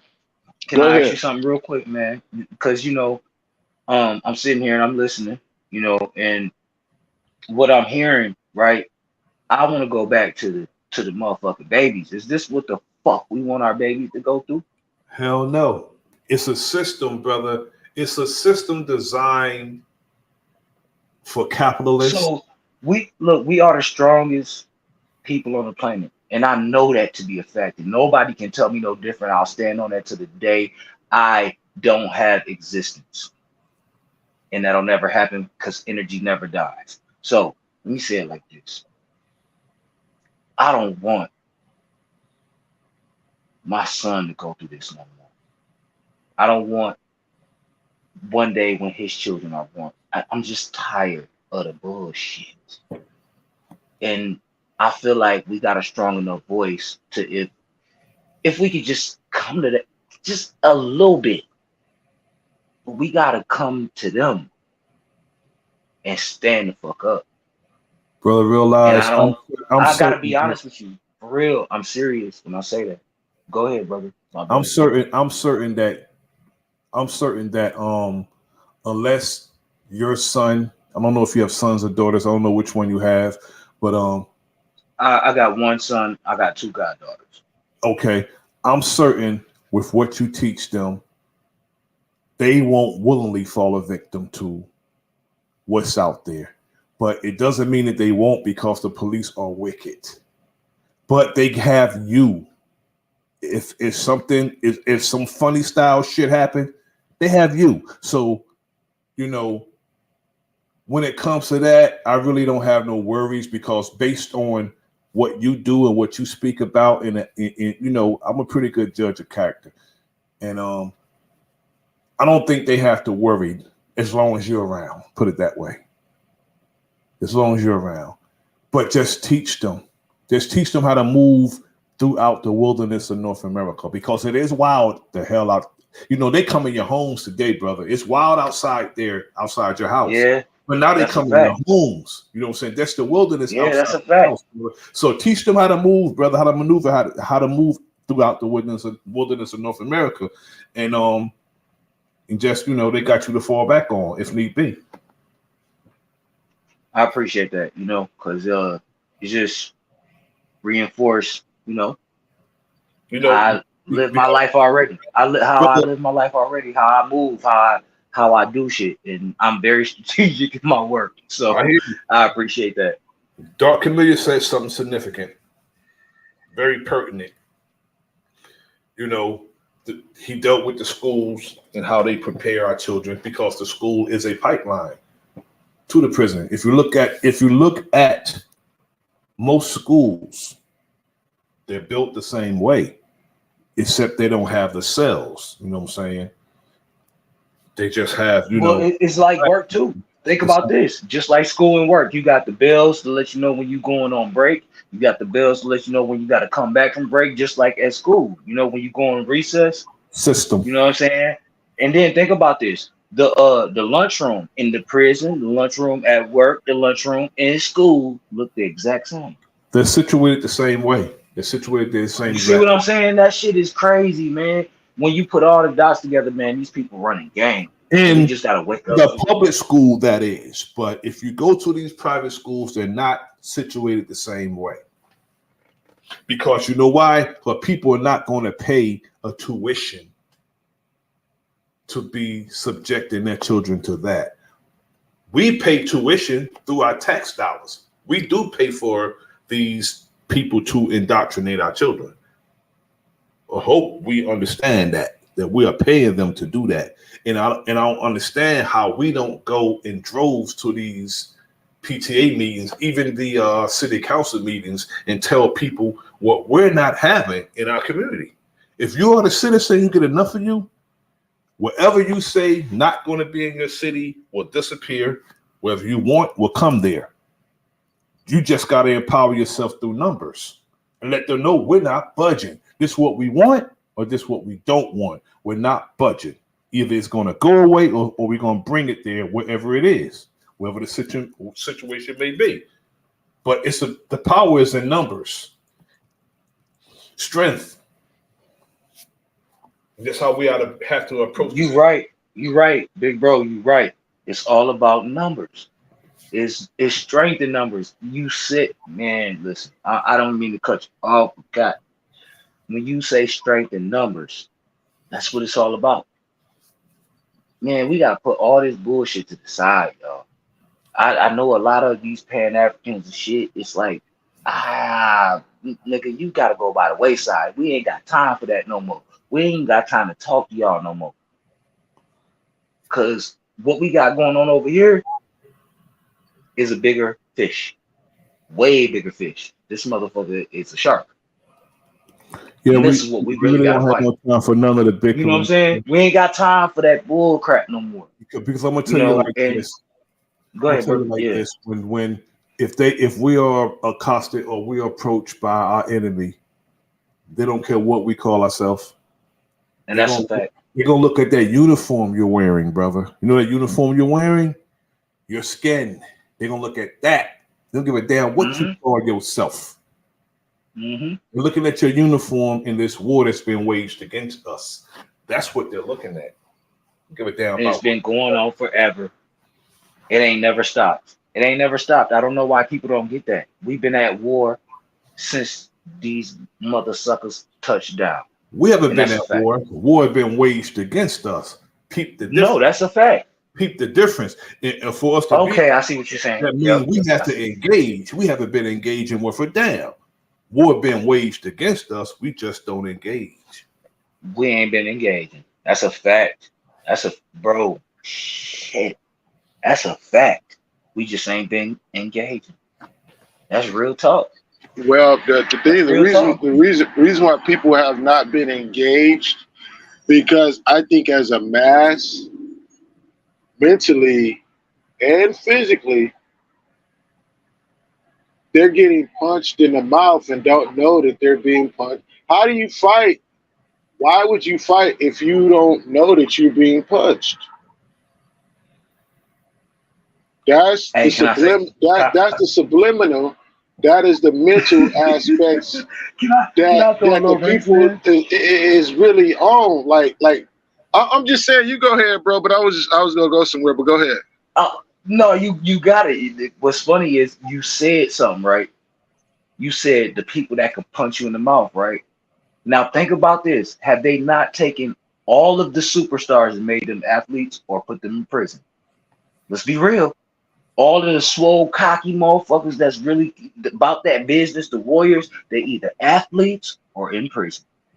And they also reduced them down to outright milquetoast punks. Do you hear me? Come on, man. No, that's a fact. I don't think that all the athletes and the celebrities are like, they could do that to you. They could do that to me. They could do that to him. Like no, I'm not saying that. I'm talking about the motherfuckers that's huge. But go ahead. I'm talking about the motherfuckers that are fucking you up.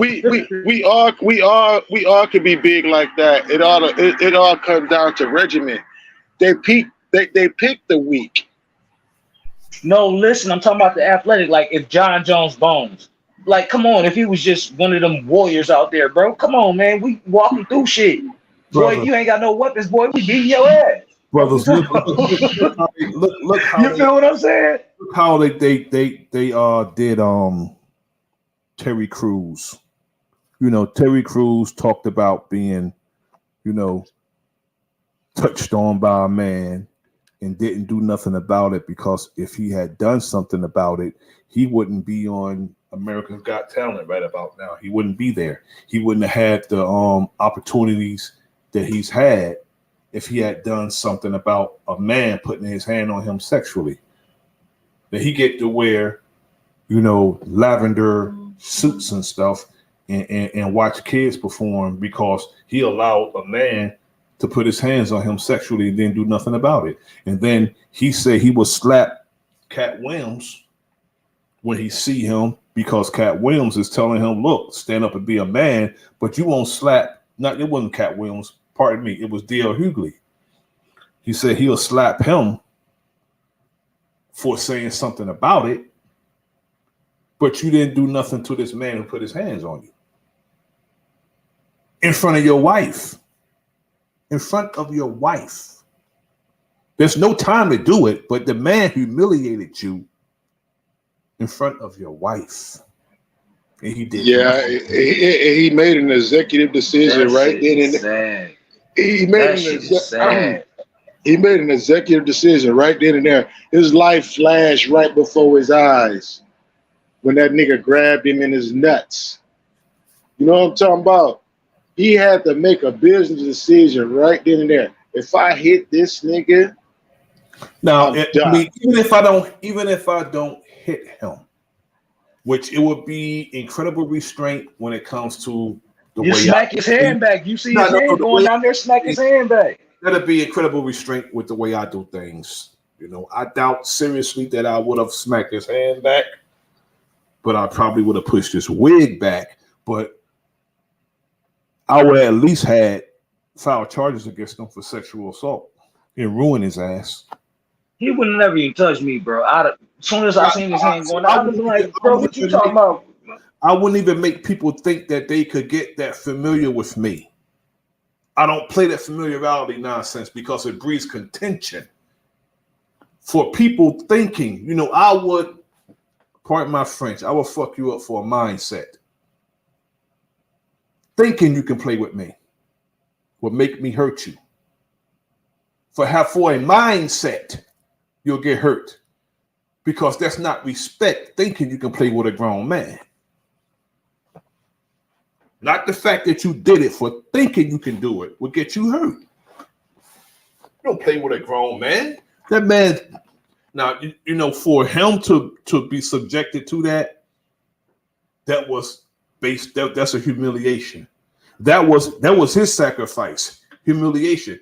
Sacrifices don't always mean human blood sacrifices, somebody dying. That's a fact. That's a fact, big bro.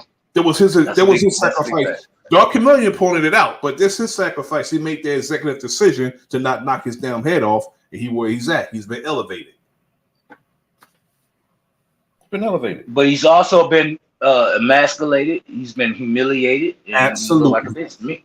Absolutely. You know, so you know, I mean, I guess you can take the money, but you a bitch ass nigga to me.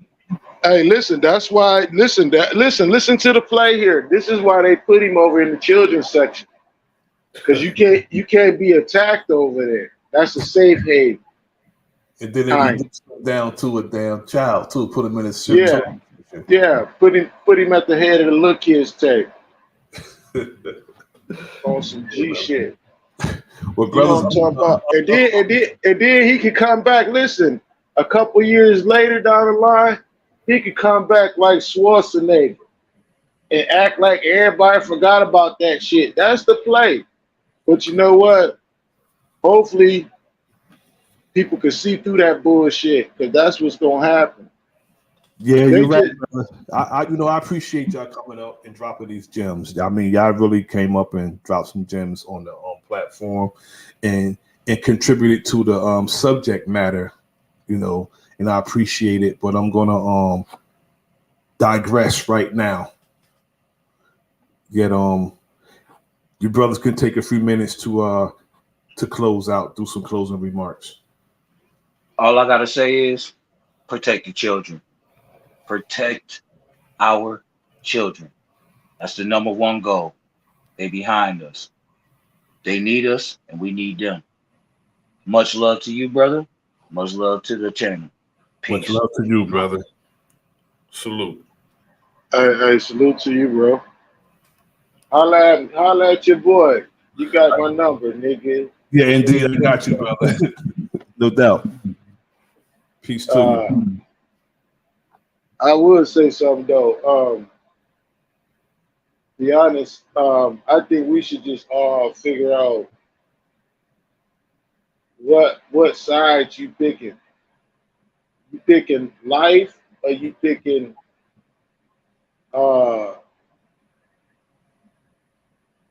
energies that distort your life? Just naturally be who you gonna be. You know what I'm saying? If you do that, it'll be on self-correct. Indeed. Use AI against itself. You know what I'm saying? It's actually neutral. It's actually, you can actually use AI to help you if you think about it. But I mean, use it to your advantage. Exactly. You could. You can use it to your advantage. I agree. Hey, peace, bro. Have a good evening. Have a good evening, brother. Peace to you, brother. Thanks for coming through.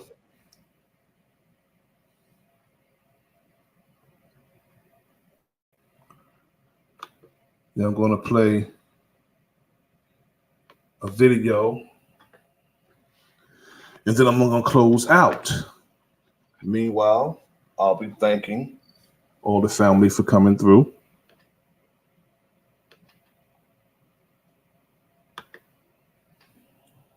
It's been a good stream, informative.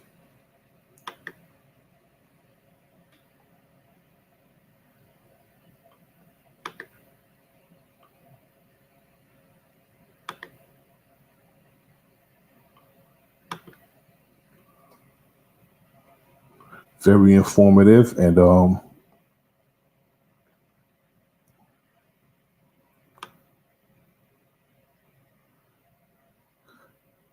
I enjoyed it. Thanks to the brothers, Dark Chameleon, and the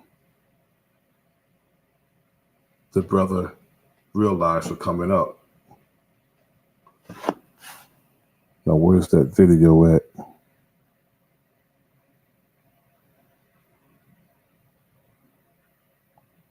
Where's it at?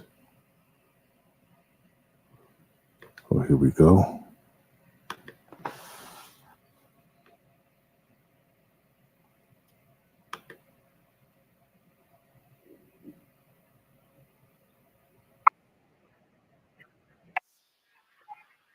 Not the one. I gotta go down to the one that I've been looking for. Then I'll play it.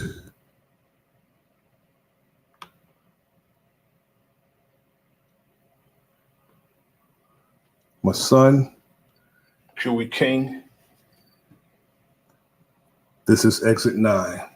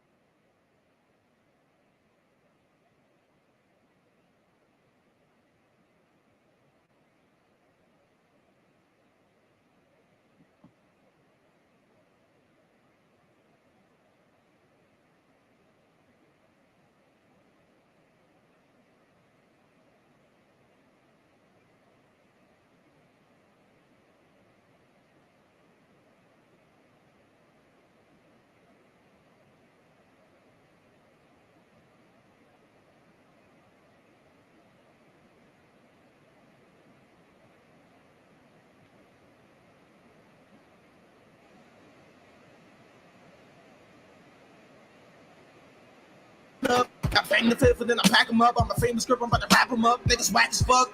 Let's kill me. We'll run that back.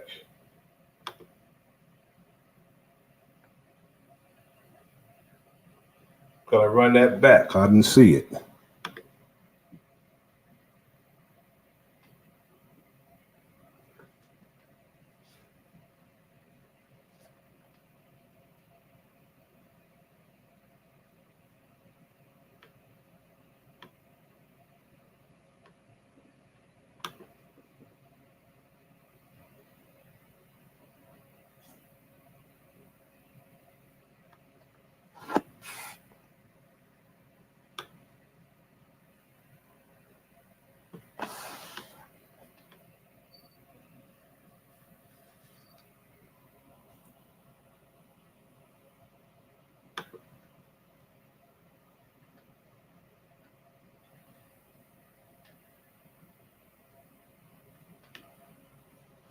Not going to even bother searching now, but I want to see this video.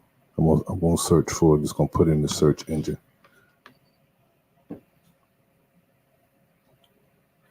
Thanks to my brother Greedy Vegan. Thanks to Teo Brown, Dark Chameleon, Real Lies, Metal Face, P Moses, Big Dog Philly OG, McCray 1000, Epic Studies, Black Knight, Blue. Thank you for coming up, brother Blue. Big Dog Philly OG, thanks for coming up. Appreciate it.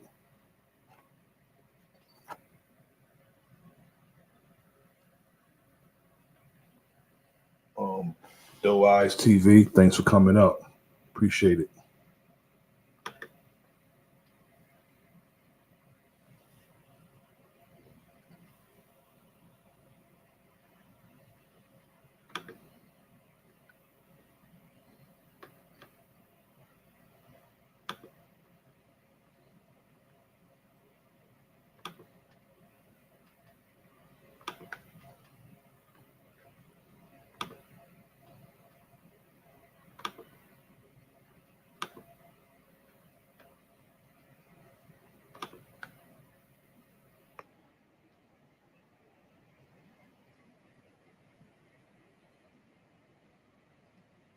been a dirty nigga. Shorty from New York, she tryna kick it with a Jersey nigga. Eating good Spanish food, tacos with the enchilada, plantains, rice and beans, beef and chicken, empanada. Kickstand with the self-timer on that chopper.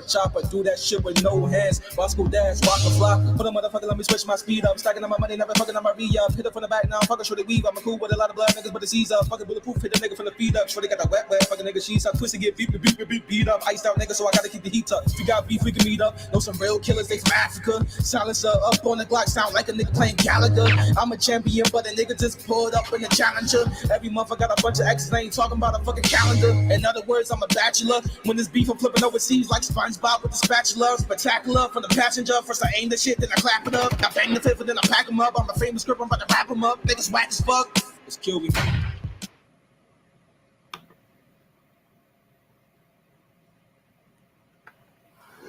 This is The Enemy's Public. I am Bro.Nasir. Like, share, subscribe, leave a comment in the comment section. Peace.